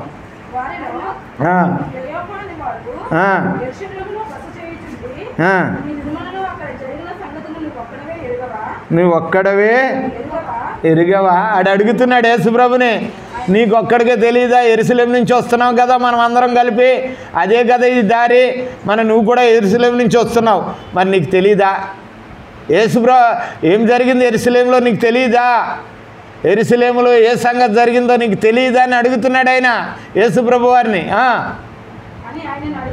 అడిగాను. అప్పుడు యేసుప్రభు వారు అంటున్నాడు, ఏంటి ఆ సంగతులు, ఏంటి యెరూషలేంలో జరిగింది అని అడుగుతున్నాడు కదండి. మనం కూడా ఏమీ ఎరుగుదు నువ్వు యేసుప్రభుని, ఏ సంగతులు నువ్వు గ్రహించావు, నువ్వు యేసుప్రభు గురించి నీకు ఎంత అవగాహన ఉన్నది, ఎంతవరకు విశ్వసించావు యేసుప్రభుని నువ్వు కదండి. నీ నమ్మకం ఎంతవరకు ఉన్నది? కష్టం వస్తే, నష్టం వస్తే, బాధ వస్తే, దుఃఖం వస్తే విడిచిపెట్టేటట్టుందా, లేకపోతే ఏమిటి ఆ సంగతి అని అడుగుతున్నాడు వాళ్ళని. అడుగుతుంటే ఆయన అంటాడు, నజరేతుడైన యేసును గూర్చిన సంగతులు ఏమిటో నీకు తెలీదా? నువ్వు నజరేతులో ఉన్నావు కదా, 3 దినాల కింద చదవండి. దేవుని ఎదుటను, ప్రజల ఎదుటను, అది వాళ్ళకి తెలుసు. యేసుప్రభు తెలుసు, మనకు తెలియదండి. మనకు కూడా తెలుసు, కష్టం వస్తేనే యేసుప్రభు, కష్టం రాకపోతే యేసుప్రభు అవసరం లేదు. కష్టం వచ్చిందనుకో మనకు కూడా తెలుసా కదండి. యేసుప్రభు మనకు తెలుసు, వాళ్ళకు కూడా తెలుసు వాళ్ళకి. కనుక యేసుప్రభు వాళ్ళకి తెలుసు. నజరేతుడైన యేసుని గురించి మేము మాట్లాడుకుంటున్నామయ్యా. ఆయన ఎవరు అనుకుంటున్నావు నువ్వు? దేవుని ఎదుటను, ప్రజల ఎదుటను శక్తివంతుడైనటువంటి ప్రవక్త. యేసుప్రభు రక్షకుడని ఎరగట్లేదు ఈ రోజుని చాలామంది. ఆయన వైద్యుడు. నాకు జబ్బు వచ్చిందా, యేసుప్రభు దగ్గరికి వెళ్ళాలి, బాగు చేస్తాడు. నాకు కష్టం వచ్చిందా, ఆ కష్టం తీర్చేవాడు ఆయనే. నేను అప్పుల బాధ అయిపోయినా యేసుప్రభు దగ్గరికి వెళ్ళాలి. మనోళ్ళకి కూడా తెలుసు ఆయన. ఇందు నిమిత్తం తెలుసు. ఎందు నిమిత్తం అండి? రక్షకుడిగా తెలియడు. ఆయన మనల్ని జీవింపజేస్తాడని, తోడుగా ఉంటాడని తెలియదు. వాళ్ళు కూడా అంత చూసొచ్చి యేసుప్రభు సిలువేసినప్పుడు చూసి అక్కడ ఆయన 33.5 సంవత్సరాలు వాళ్ళ మధ్యన జీవించినప్పటికీ ఆయన ఎలా ఎరుగుతున్నారంటే వాళ్ళు ప్రవక్త అని అంటున్నారు. అందుకే ఈ రోజున ఈ ముస్లిమ్స్ కూడా అదే మాటను అంటారు. వాళ్ళు ఆయన ఓతంబార్ అంటారు, వాళ్ళు ప్రవక్త, ఆయన దేవుడు కాదు, దేవుని కుమారుడు కాదు అంటారు. కనుక ఆ రోజున ఇశ్రాయేలు కూడా ప్రవక్తను నమ్మారు. అందుకు ఇంకో మాట ఉంది అక్కడ, మన ప్రధాన యాజకులను, అధికారులను ఆయన ఎలాగ మరణ శిక్షకు అప్పగించి సిలువ వేసిరో నీకు తెలియదా? నువ్వు యెరూషలేంలో లేవా? ఇన్ని రోజులు ఎక్కడి నుంచి వస్తున్నావు? నువ్వు యెరూషలేం నుంచే వస్తున్నావు కదా. తర్వాత ఇంకో మాట ఉంది, వాళ్ళకి కూడా తెలుసు, ఇశ్రాయేలు రక్షకుడు ఈయనే, విమోచకుడు ఈయనే, మెస్సయ్య ఈయనే తెలుసు వాళ్ళకి. మేము నిరీక్షించాము, కానీ వాళ్ళు చంపేశారు, సమాధి చేసేసారు. కనుక మళ్ళీ ఇంకో విషయం చెప్తాడు. ఈ సంగతులు జరిగి నేటికి 3 దినములు అయింది. అయితే మాలో కొందరు స్త్రీలు తెల్లవారుజామునే సుగంధ ద్రవ్యాలు పెట్టడానికి సమాధి దగ్గరికి సుగంధ ద్రవ్యాలు తీసుకుని వెళ్ళారు.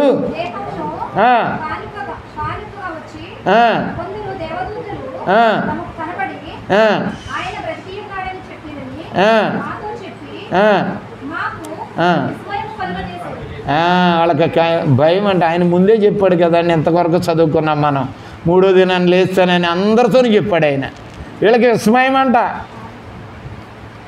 విస్మయం అంట. ఎంతవరకు నమ్మారు వాళ్ళు?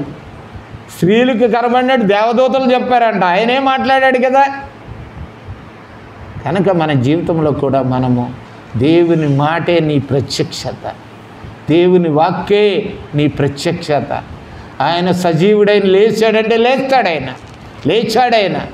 నీ కొరకు లేచాడు, నా కొరకు లేచాడు, మనందరి కొరకు లేచాడు. మనల్ని జీవింపజేయటానికి, మనం నరకయోగ్యులు కాకూడదని ఆ మరణం మీద జయము సంపాదించి సజీవుడై లేచాడు. నిన్ను కూడా సజీవుడిగా చేయటానికే. అది ఆ రోజు నీ అమ్మాయి వెళుతున్న ప్రయాణికులిద్దరూ కూడా అది నమ్మలేకపోయినారు, విశ్వసించలేకపోయినారు. కనుక ఆయన ఏమంటున్నాడు తెలుసు? 24, 25లో ఏమంటున్నాడండి వాళ్ళని?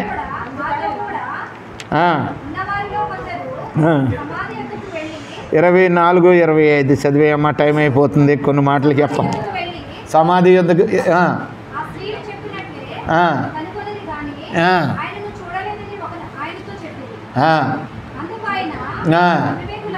అవివేకులారా ఏమంటున్నాడు ఆయన అంటే? వివేకము లేని వాళ్ళలారా. ఇంకో మాట అన్నాడు ఆయన, నమ్మని మందమతులారా. మందమతులు అంటే జ్ఞాపకం లేనోడు, మతి లేనోడు, మర్చిపోయేవాడు కదండి. మతి మరుపు ఉంటుంది కొంతమందికి. నాకు కూడా వచ్చింది మతి మరుపు కదా. మతి మరుపు వచ్చిన వాళ్ళు కొంతమంది ఉంటారు.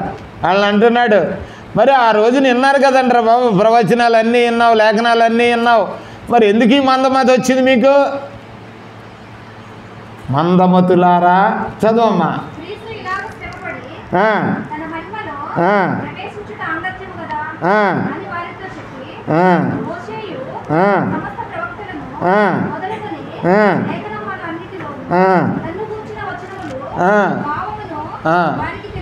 తెలిపాను. అప్పుడు మళ్ళీ బోధ చేసాడు వాళ్ళకి. మళ్ళీ మొదటి మనకు కూడా అంతే కదండి.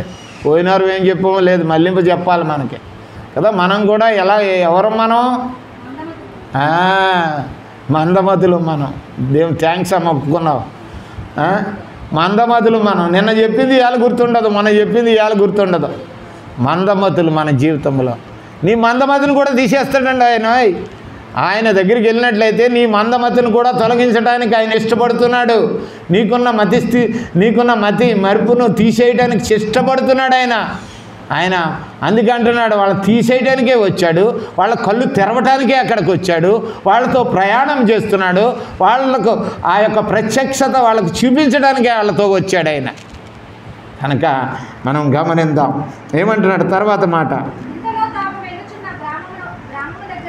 మాట్లాడు అనేసి మొత్తం అంతా చెప్పాడు. నేను యేసుప్రభు ఏం చెప్పాడు, మరి ప్రవక్తలు ఏం చెప్పారు, ప్రవచనాలు ఎలాగున్నాయి, ఇవన్నీ విని కూడా మందమతులు అయిపోయినారు. ఏంట్రా బాబు, మళ్ళీ జ్ఞాపకం చేసుకుంటారా ఒకసారి అని చెప్పేసి అంతట్లో ఊరు వచ్చేసింది. ఏ ఊరు? అమ్మాయి అనే ఊరు వచ్చేసింది. ఇంకా యేసుప్రభు గారు ఇంకా కొంచెం దూరం వెళ్ళటానికి 4 అడుగులు వేసాడు. ఇంకా ఎదరికి వెళ్దాము అనుకుని అడుగులు ఎత్తే వీళ్ళు ఏం చేశారు తెలుసా? పిలిచారు ఈయన్ని. చీకటి పడుతుంది, చదవండి.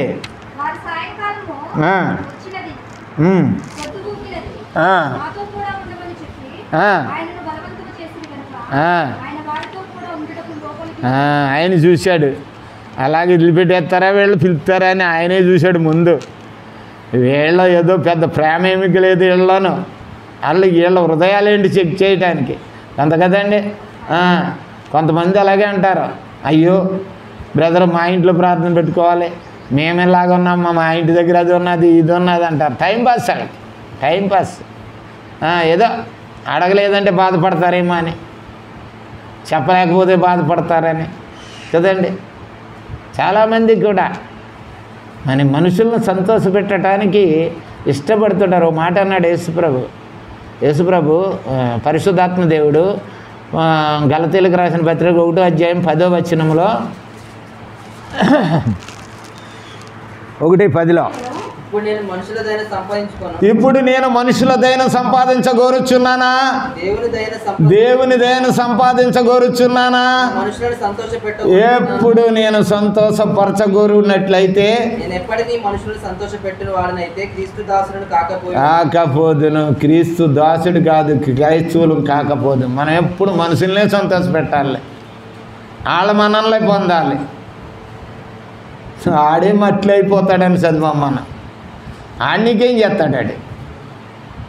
యేసుప్రభు చెప్పాడు, నరమాతృలు నీకేమీ చేయగలరు అన్నాడు. అంతే. కీర్తనలు ఏమన్నాడంటే, నరమాతృని నీకు ఏమి చేయగలడు? వాడు మట్టి అయిపోయేవాడు. మహిమావంతుడైన యేసుక్రీస్తుని విరిచి నువ్వు ఆ యొక్క మహిమావంతుని సహవాసం విడిచి మరి మనుషుల్ని సంతోష పెట్టడానికి ఇష్టపడుతున్నావా? వాళ్ళు ఏదో అడగాలని అడిగారు. యేసుప్రభు అయితే వాళ్ళకి ప్రత్యక్షత ఇవ్వటానికే ఆయన పిలిచాడు. వాళ్ళ కళ్ళు తెరవాలనుకున్నాడు. వాళ్ళు మూసుకుపోయిన కళ్ళు తెరవాలనే యేసుప్రభు ఏమంటారో చూశాడు. వాళ్ళు పిలిచారు, వెళ్ళాడు. చదవమ్మా. అది ఇప్పుడు అసలు సంగతి ఇది. అప్పుడు ఏం చేశారంటే వాళ్ళు ఒక భోజనానికి కూర్చున్నాడు. అన్నానికి కూర్చొని తిందాము, తిని వెళ్దురు కానీ, ఈ రాత్రి ఇక్కడ విశ్రాంతి తీసుకుని వెళ్దురు కానీ, మీరు మీ ఊరు వెళ్ళిపోదురు కానీ, వృద్ధుని వెళ్దురు కానీ, రాత్రికి ఇక్కడ విశ్రాంతి తీసుకోండి అని చెప్పినారు వాళ్ళు. కనుక అప్పటికీ కూడా వాళ్ళు ఏం చేయలేదు, చెప్పలేకపోతున్నారు. మీరు తెరవబడలేదు, యేసుప్రభుని గుర్తుపట్టలేదు. గుర్తుపడితే పడతారు. ఎలాగా? ప్రవక్తగానో ఏదో మేలులు చేసేవాడికి. మనం కూడా అలాగే గుర్తుపడతాం. మేలులు చేసేవాడు, ఆదరించేవాడు, స్వస్థపరిచేవాడు. ఆయన డాక్టరు, పరమ డాక్టర్ అంటాం మనం. పెద్ద పేరు. అయ్యా నువ్వు పరమ డాక్టర్ అయ్యా. ఆయన పరమ డాక్టరా? ఒకడు, అమ్మా ఈ కష్టంలో నువ్వే ఆదుకోవాలయ్యా, నాకు ఎవడు ఆదుకుంటాడు, నువ్వు ఆధారణ భూతుడువు నువ్వు. ఆయనకి ఎన్ని పేర్లు పెట్టేస్తామో మనం. ప్రియులారా, నీ కళ్ళు తెరవబడ్డాయా? ఆయన నిన్ను సజీవుడిగా లేపాలని వచ్చాడు. నీవు నరకానికి వెళ్ళకూడదని లేచాడు ఆయన. నువ్వు ఆయన ఉన్నంత కాలము నీవు కూడా ఉండాలని ఆయన నిన్ను సజీవుడిగా ఉంచడానికి వచ్చాడు. ఆయన సజీవుడైన యేసుక్రీస్తు, సజీవుడైన యేసుక్రీస్తు. ఆయన అప్పుడు ఏం చేస్తున్నాడంటే రొట్టె విరిచాడు. విరిచిన వెంటనే ఏం జరిగిందమ్మా? చదువు. వారి కన్నులు తెరవబడ్డాయి. క్రీస్తు మహిమ అక్కడ ప్రత్యక్షమైనది. నువ్వు యేసు ప్రభుతో సహవాసము చేస్తే, ప్రకటన గ్రంథం 2వ అధ్యాయము 3వ అధ్యాయము, క్షమించండి, 3వ అధ్యాయం 20వ వచనం, 3వ అధ్యాయం 20వ వచనం. ఇదిగో ఇదిగో తలుపు నొద్ద నుంచుని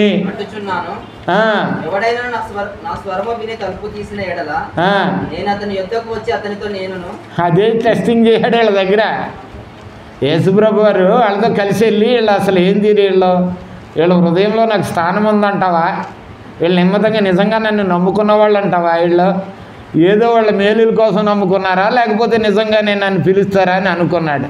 ఇక్కడ అంటున్నాడు, హృదయం వద్ద తలుపు వద్ద నుంచుని తట్టుచున్నాను, నా స్వరము విని తలుపు తీసిన ఎడలా మీ కళ్ళు తెరవబడి, మీ హృదయము తెరవబడి యేసు ప్రభుని మీ హృదయంలోకి పిలిచిన ఎడలా అతనితో నేనును నాతో అతడును భోజనము చేయదము. యేసు ప్రభు నీతో సహవాసము, వాక్య సహవాసం. అంటే భోజనం అంటే కూడు కాదు, ముక్కలు కక్కలు కాదు. ఏమిటి సహవాసము? వాక్యము బోధిస్తాడు ఆయన. వాళ్ళ సహవాసంలో వాళ్ళకి ప్రవక్త గ్రంథము చెప్పాడు, ఆయన గురించి వ్రాయబడిన ఇవన్నీ చెప్పాడు. ఆయన చెప్పినవి కూడా మళ్ళీ ఇంకోసారి చెప్పాడు వాళ్ళకి. నీ జీవితంలో కూడా నువ్వు మర్చిపోయావేమో, నీ కళ్ళు మూయబడ్డాయేమో, నీ చెవులు మూయబడ్డాయేమో, కనుక తెరుస్తాడు ఆయన. ఆయనతో సహవాసం చేయటానికి ఇష్టపడుతున్నావా? ఆయన స్వరాన్ని ఈ రోజున వింటున్నావా? వింటున్నట్లయితే నీ హృదయం తెరుచుకో, నీ కళ్ళు తెరుచుకో. ఆయన ప్రత్యక్షమవుతాడు నీ జీవితంలో, నీ బ్రతుకులో నీతో కూడా ప్రయాణం చేస్తాడు ఆయన. అంటున్నాడు, వాళ్ళు కళ్ళు తెరవబడేను. ఏమిటండి? వాళ్ళు కళ్ళు తెరవబడేను. ఆయనను ఏం చేశారండి? గుర్తుపట్టారు. గుర్తుపట్టాలి. ఆయన అనేక సార్లు అనేక విషయాల్లో కదండి వాక్యంలో చెప్పాడు, నేను ఒక అల్పుడిగా నీ దగ్గరికి వస్తాను, ఒక సహాయం కొరకు వస్తాను, ఒక మరి ఎదవరాలుగా నీ దగ్గరికి వస్తాను, ఒక అనాదిగా నీ దగ్గరికి వస్తాను కదండి. హిందువులు చేస్తారండి నా ధర్మాలు.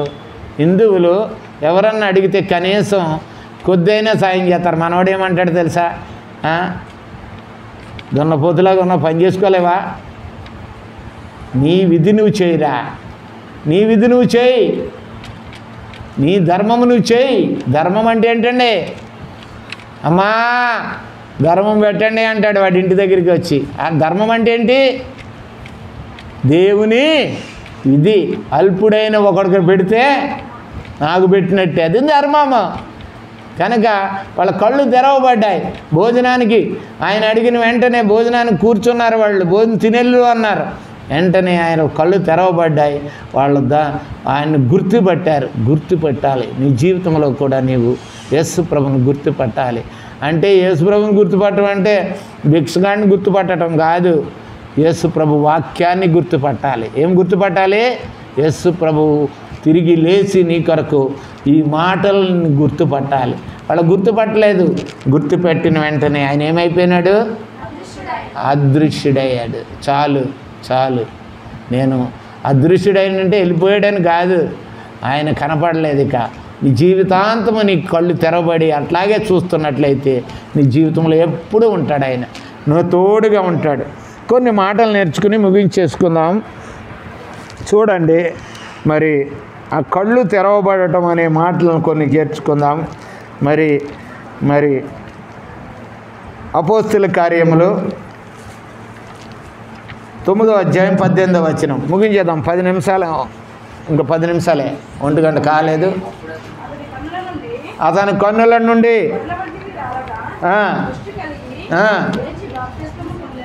ఎవరైనా? పౌలు గారు. అంతకుముందు పేరేం పేరైంది? సౌలు. సౌలు యేసుప్రభుని హింసిస్తున్నాడు, యేసుప్రభుని హింసిస్తున్నాడు. మరి మనం హింసిస్తున్నామా? యేసుప్రభుని హింసిస్తూ ఉంటాం. ఒక్కొక్కసారి అబద్ధమాడి, మరి చేయకూడని పనులు చేసి, అనుకోలేని ఆలోచనలు చేసి ఎవరిని హింసిస్తాం? మనం యేసుప్రభుని హింసిస్తాం. పౌలు తెలియక, యేసుప్రభు అని తెలియక, యేసుప్రభు పేరునున్న వాళ్ళందరినీ చంపేస్తూ, క్రైస్తవులందరినీ చంపుతూ, హింసిస్తూ యేసుప్రభును కూడా హింసిస్తున్నాడు. తెరవబడినది, కళ్ళు తెరవబడి అడుగుతున్నాడు, ఎవరు నువ్వు అని అడుగుతున్నాడు. ఆయన ఏమంటున్నాడు? ఆయన నువ్వు హింసించుచున్నా యేసును. నీ కళ్ళు తెరవబడితే ఆయన అడుగుతున్నాడు, నువ్వు హింసిస్తున్నావు చూసావా? నీ జీవితం వల్ల, నీ నడవడిక, నీ మాట, నీ ప్రవర్తన, నీ జీవిత తరణి ఎట్లాగుంది? నీ జీవిత తరలి కదండి, క్రైస్తవుడిలాగా లేదు, క్రీస్తుకు తగినట్టు లేదు, రక్షణ పొందిన వారిగా లేదు నీ జీవితం. ఇది క్రీస్తుకు హింసే. నీ జీవితం సరి చేసుకోకపోతే క్రీస్తుని నీవు హింసించినట్లే, నీ కొరకు వచ్చిన యేసు క్రీస్తుని హింస చేస్తున్నట్లే అంటున్నాడు ఆయన. చదవమ్మా.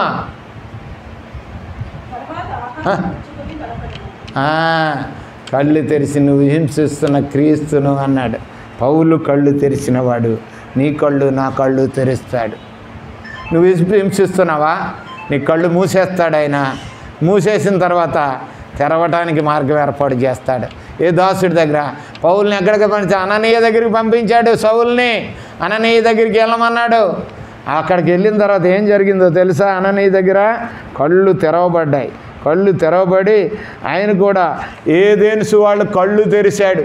ఏదెన్సులో కొంతమంది మూఢనమ్మకాలు ఉన్నారు క్రీస్తు మీద, తెలుసా అండి?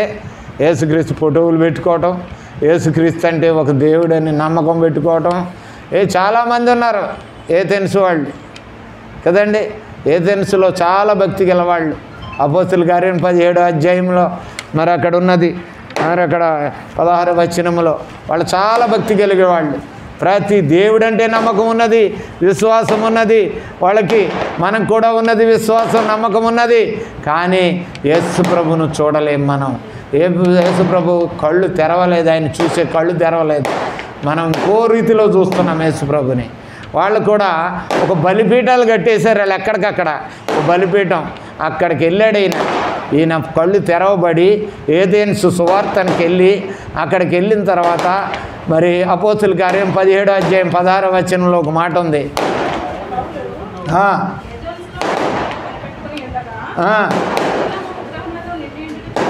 చూసి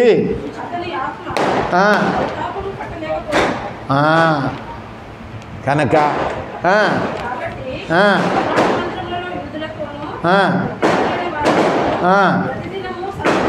ప్రతిరోజు సంతల్లో మాట్లాడుతున్నాడు, వీధుల్లో మాట్లాడుతున్నాడు. అదండి ఓపెన్ ఎయిర్ అంటారు మనవాళ్ళు, ఓపెన్ ఎయిర్ సువార్త ప్రకటిస్తున్నాడు. కానీ వాళ్ళు మాత్రం కళ్ళు తెరవలేదు.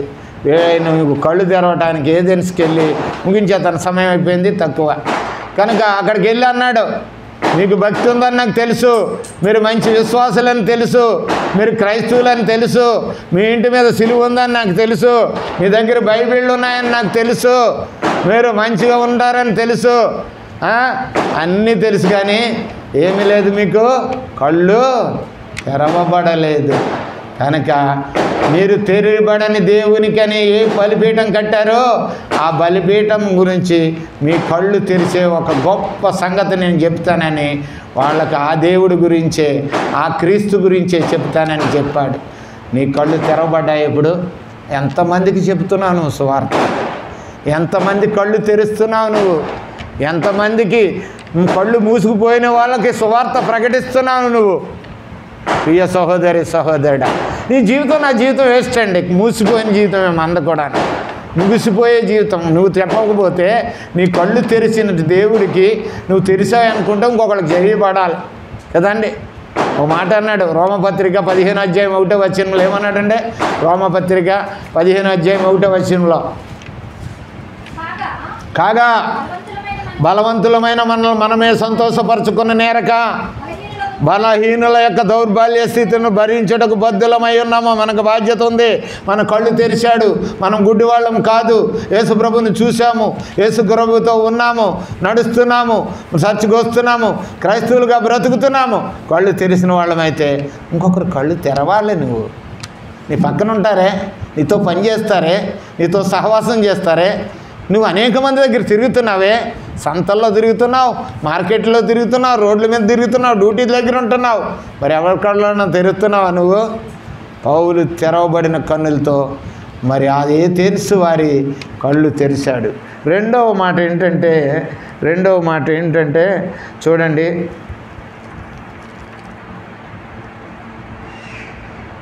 అపోస్తుల కార్యములు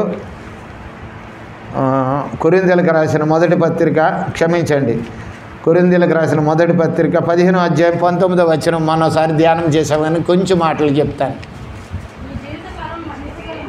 ఈ జీవితకాలం మట్టుకే నువ్వు క్రీస్తు యేసునందు విశ్వాసం ఉంచిన ఎడల మనుషులందరికంటే దౌర్భాగ్యులవదు. యేసు క్రీస్తుని ఈ లోకానికి కాదమ్మా, నీకు జీవాన్ని ఇవ్వటానికి వచ్చాడు, నిన్ను స్వస్థపరచడానికి. ఈ లోకంలో బ్రతికినంత కాలమే యేసు ప్రభు అవసరమా? ఆయన ఏమంటున్నాడు తెలుసా? సదాకాలం నేనుంటాను. నువ్వు చచ్చిపోయినా తిరిగి బతుకుతావు, ఎప్పుడు బ్రతికే ఉంటావు. ఇక్కడ ఉంటే ఇక్కడ కళ్ళు ముత్తే అక్కడ తెరుస్తావు కదా. లోకసువార్త 16వ అధ్యాయంలో ఉన్నటువంటి లాజరు ఇక్కడ చనిపోయాడు, అక్కడికి వెళ్ళి రెస్ట్ తీసుకుంటున్నాడు అబ్రహాము రొమ్మున. తెలుసా అండి? అది మన జీవితం. మళ్ళీ ఏం చేస్తాడు తెలుసా? తెస్సలోనిక పత్రికలను ఆయన మనల్ని ఎంటబెట్టుకుని వస్తాడండి. మన అన్నదమ్ముల్ని, మన రక్త సంబంధాలని కలవటానికి. నువ్వు చనిపోయినా మళ్ళీ మీ అన్నదమ్ముల దగ్గరికి తీసుకొస్తాడు ఆయన, నువ్వు అనుకున్నట్లయితే. తప్పుకోకుండా తెస్సలోనికి రాసిన మొదటి పత్రిక 4వ అధ్యాయం 13 నుంచి చూసుకున్నట్లయితే 17, 16లో వెంట పెట్టుకుని వస్తాను, చూడొద్దు కనుక అయిపోయింది సమయం. కనుక ప్రభు ప్రియ సహోదరి, లోకంలో ఉన్న వాటి కొరకు యేసు ప్రభు కళ్ళు తెరవలేదు నిన్ను, ఆయన చూడటానికి తెరిచాడు నిన్ను. ఆ రోజుని ఆ ఎమ్మాయి వాళ్ళకు ఆ ధన్యత పొందారు వాళ్ళు. ఏదెనిసి వాళ్ళు కళ్ళు తెరిచిన పౌలు కూడా అదే చేశాడు. నా జీవితము కళ్ళు తెరిచిన దేవుడు, మరి నేను అనేక మందిని తెరుస్తాను అన్నాడు, అనేక మంది కళ్ళు తెరుస్తానన్నాడు. తెరవబడిన కళ్ళు మరి ఇంకా చూసినట్లయితే ఆగరు, మరి ఆదికాండం 21:19లో ఆగరు ఉన్నది. భర్త దొరికాడు, దాసిగా ఉండవలసింది, దాసుడికి భార్య అయిపోయింది. ఓ సంతోషించేసింది, నా యజమానుడికి భార్య అయిపోయినాను, నాకు ఇంకేం కావాలి, సమృద్ధి వచ్చేసింది. ఆ రోజుల్లో సమస్త ఆశీర్వాదాలు పొందిన అబ్రహాముకి భార్యనైపోయినని సంతోషించింది, గర్వం వచ్చేసింది, తన యజమానురాలను కూడా ధిక్కరించింది. కొంతమంది అలాగే ధిక్కరింతారు, కొంచెం కొమ్ములు ఎత్తాయి అప్పటికి. అక్కడ ధిక్కరించేసింది ఆగారు, ఆ సారాన్ని ధిక్కరించేసింది. సారా కోపం వచ్చింది, ఏంది దాని సంగతి ఏంది, నేనే కదా నీకు పెళ్లి చేస్తుందాన్ని, ఏంది అని అబ్రహాముని అడిగినప్పుడు అబ్రహాం అన్నాడు, నీ చేతికి అప్పు చెప్పాను, నువ్వు ఇష్టం వచ్చినట్టు చేయి, ఎళ్ళగొట్టేదాన్ని, దాని చేతికి నీటి బాటిల్ ఇచ్చేయి, దాని కొడుకుని కూడా వేసుకుని గాడిద మీద వేసుకుని వెళ్ళిపో, ఎక్కడో అడుగులో వదిలిపెట్టేసిరా అన్నాడు. తీసుకుని వెళ్ళిపోతుంది. వెళ్ళిపోతున్నప్పటికీ కొంత దూరం వెళ్ళినప్పటికీ బెర్షెబా అనే ప్రదేశం వెళ్ళేటప్పటికి అక్కడ ఏం జరిగిందమ్మా, నీళ్ళు అయిపోయినాయి, పిల్లగాడు చచ్చిపోయే పరిస్థితి వచ్చింది, మూర్చిపోయే పరిస్థితి వచ్చింది.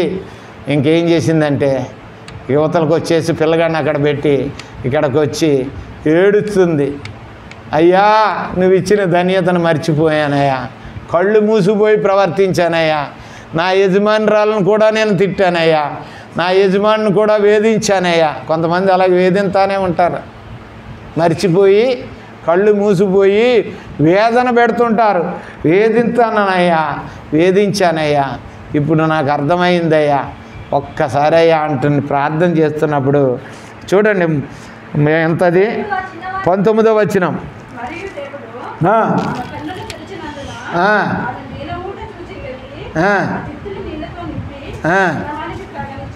అది నీళ్ళంటే ఇక్కడ బూడిలో పట్టుకుందామని ఆలోచించకండి. నీళ్ళంటే వాక్యము.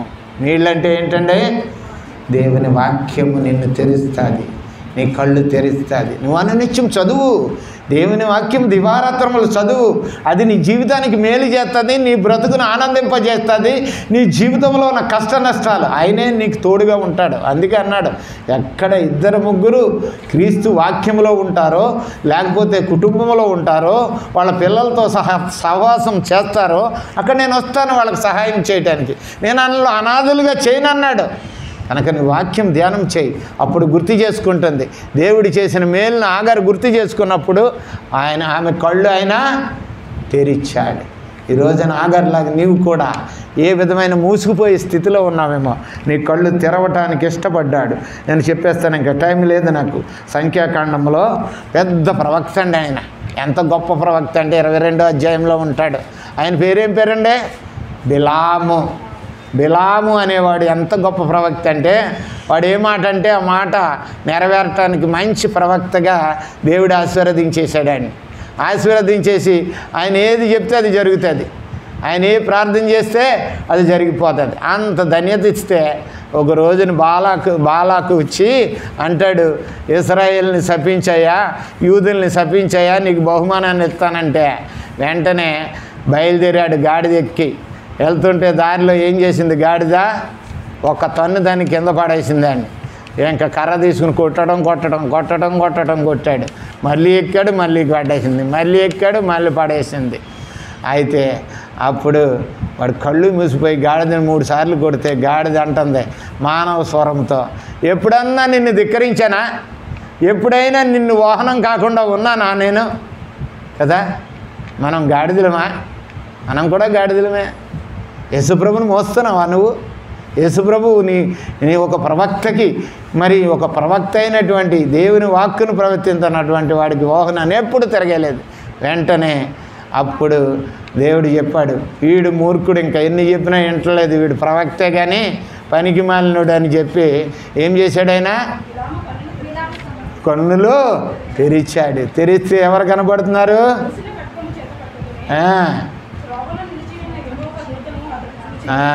కనుక నరికేస్తాడు అంటున్నాడు ఆయన. ఇంకొకసారి కనుక గాడిద మీద చేసావనుకో, ఈ గాడిదని నరికేద్దాను నేను. ఇప్పుడైనా కళ్ళు తెరిచాను, చూడు నువ్వు చేస్తున్న పని ఏంటో అర్థం చేసుకో, నువ్వు చేస్తున్నట్టు నీ ఆలోచన నీ తలంపు మార్చుకో, ఇప్పటి నుంచి అయినా కళ్ళు తెరువు నువ్వు ఎదుగో అన్నాడు. లేకపోతే నరికేయటానికి ఇష్టపడుతున్నాడు ఆయన, నరికేయటానికి ఇష్టపడుతున్నాడు. కనుక అక్కడ బిలాము కళ్ళు తెరిచాడు. తర్వాత మరి సిరియా దేశంలో ఉన్నటువంటి మరి ఎలీషా యొక్క మరి పనివాడు దాసుడైనటువంటి, మొదటి రాజుల గ్రంథంలో ఉంటుంది అది. ఆ దాసుడైనటువంటి రెండవ రాజుల గ్రంథంలో 6వ అధ్యాయము 14-15 ఇంటికి వెళ్ళి చదువుకోండి. గేయాజీ అనేవాడు ఒక్కడున్నాడు. వాడు హడావిడిగా వాడు పనులు చేసుకుంటుంటే ఆ రాత్రికాడే సిరియా దేశపు రాజు మరి ముందు ఇజ్రాయేల్ని కాదు, ఇజ్రాయేల్ దేశంలో ఉన్న ప్రవక్తను పట్టుకోవాలని చెప్పి సైన్యాన్ని కూడబెట్టేస్తే వాడు చూసేటప్పటికి పెద్ద ఏనుగులు సైన్యాన్ని కూడబెడితే వాడు ఆశ్చర్యపోయి, అప్పుడు అయ్యా ఎలీషా గారు మనల్ని అయిపోయిన మన పని అంటున్నాడు. అప్పుడు ఆయన నమ్మకంగా ఉన్నాడు. కొంతమంది నమ్మకం ఉంటుందండి దేవుని మీదకి. వాడు దేవుని శిష్యుడే, ప్రవక్త శిష్యుడే, కానీ దేవుని మీద నమ్మకం ఉండదు. ఇది అవుతుందంటారా, ఇది జరుగుతుందంటారా, ఇలా ఇది అవుతుందా అని నమ్మకం ఉండదు వాళ్ళకి. నమ్మకం లేని వాళ్ళు. నీ విశ్వాసం చచ్చిపోయినా సరే విశ్వాసం పోకూడదండి. ఇది అవుతుందా, ఇది బాగుపడుతుందా, ఎందుకు చేయలేడు, నీ విశ్వాసమే నిన్ను స్వస్థపరుస్తుంది.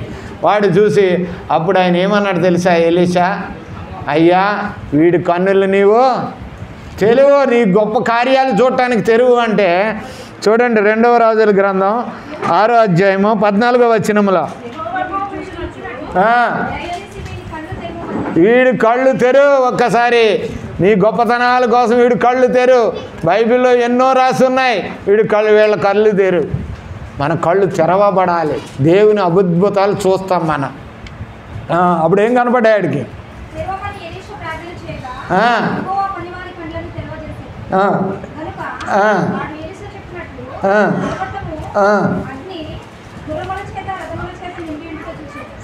ఏం గుర్రాలు అయ్యి, అగ్ని గుర్రాలు, అగ్ని రథాలు కాపలా ఉన్నది, అగ్ని దాటి రాలేదు. ఎలీషా ప్రార్థన చేశాడు, వాళ్ళ కళ్ళు కూడా మూసాయి, వాళ్ళు కూడా మూసుకుని వెళ్ళిపోయారు. మరి సిరియా యోధా దేశానికి రావాల్సిన వాళ్ళు, యెరూషలేముకి రావాల్సిన వాళ్ళు సిరియాకి పరిగెత్తిపోయారు తిరిగి, కళ్ళు కనపడక. అక్కడికి వెళ్ళాక తిరిగి అన్నాడు, అక్కడికి వెళ్ళిన తరే మళ్ళీ మనం ఊరు వచ్చేసాం కదా, మనం యోధాన్ని చేయిందాం అనుకున్నాం. నీ కళ్ళు ఎక్కడికి వెళ్తున్నావు సరిగ్గా చూసుకో. ఒక్కొక్కసారి మన కళ్ళు మూసుకుపోతాయి, మన ప్రయాణంలో మన కళ్ళు మూసుకుపోతాయి చాలామందికి కూడా. ఈ వాక్యాలు మీ జీవితానికి ఒక వరాలండి. ప్రభు బయలుపరిచాడు, యేసు ప్రభు వారు బయలుపరుస్తున్నాడు. మన జీవితంలో మనం కళ్ళు మూసుకుని నడుస్తున్నామేమో, తెలియక నడుస్తున్నామేమో, మన దేవుని మహత్యాలు అద్భుతాలు చూడలేని స్థితిలో ఉన్నామేమో. కళ్ళు తెరిచినాడు. కనుక ప్రియులారా, ఈ దినాన్ని నీకు మరి విన్నవించుకుంటున్నాను మీకు. కనుక యేసు ప్రభు మన కళ్ళు తెరవటానికి ఇష్టపడ్డాడు. కనుక ఈ దినాన్ని నీ కళ్ళు తెరిచి యేసు ప్రభు ప్రత్యక్షమై ఆయన నీకు తోడు ఉన్నాడని, నీ జీవితాంతము నీ తోడు నడుస్తాడని, మన బ్రతుకులు ఆయన ప్రత్యక్షత చూసినట్లయితే తప్పకోకుండా ఆయన మనతో ఉంటాడని ఒక్క మాటను చదువుకుని ముందుకెళ్ళిపోదాం. ఆ మత్తయి సువార్త 5వ అధ్యాయం 29వ వచనంలో ఒక మాట అంటాడు. 5:29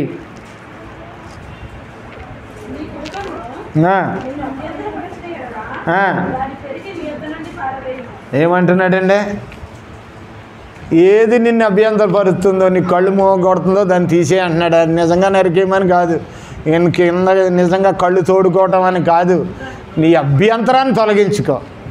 అది నీకు ఎంత హాని చేస్తుందో నీ శరీరంలో ఉన్న అవయవాలు, దాన్ని తొలగించుకో, దాని మీద ఉన్న కోరికను తొలగించుకోమంటున్నాడు. మత్తయి సువార్తల యెషయా గ్రంథంలో ఈ ప్రవచనాన్ని చెప్తూ ఆయన 43:8 అంటాడు.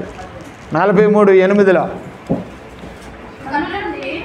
కన్నులుండి అందులైన వారిని, చెవులుండి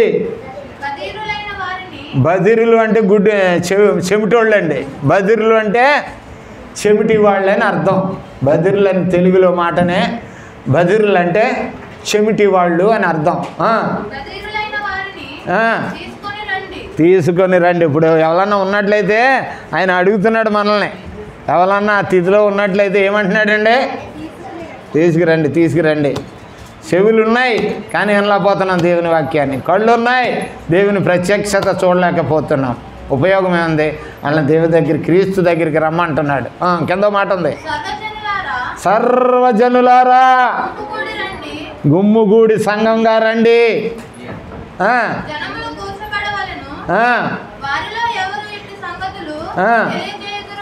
ఎవరు తెలియజేస్తారు ఇట్టి సంగతులు?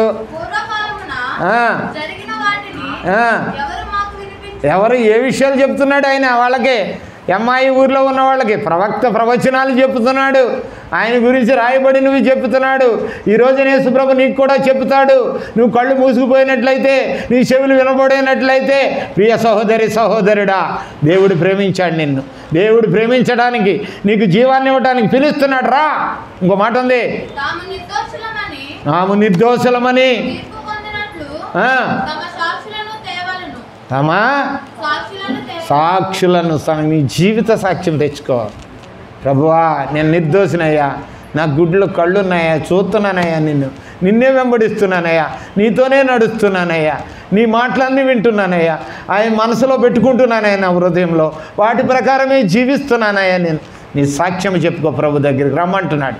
రా, ఒక్కసారి చెప్పుకో, కళ్ళు మూసుకో, ఒక్కసారి కళ్ళు మూసుకో.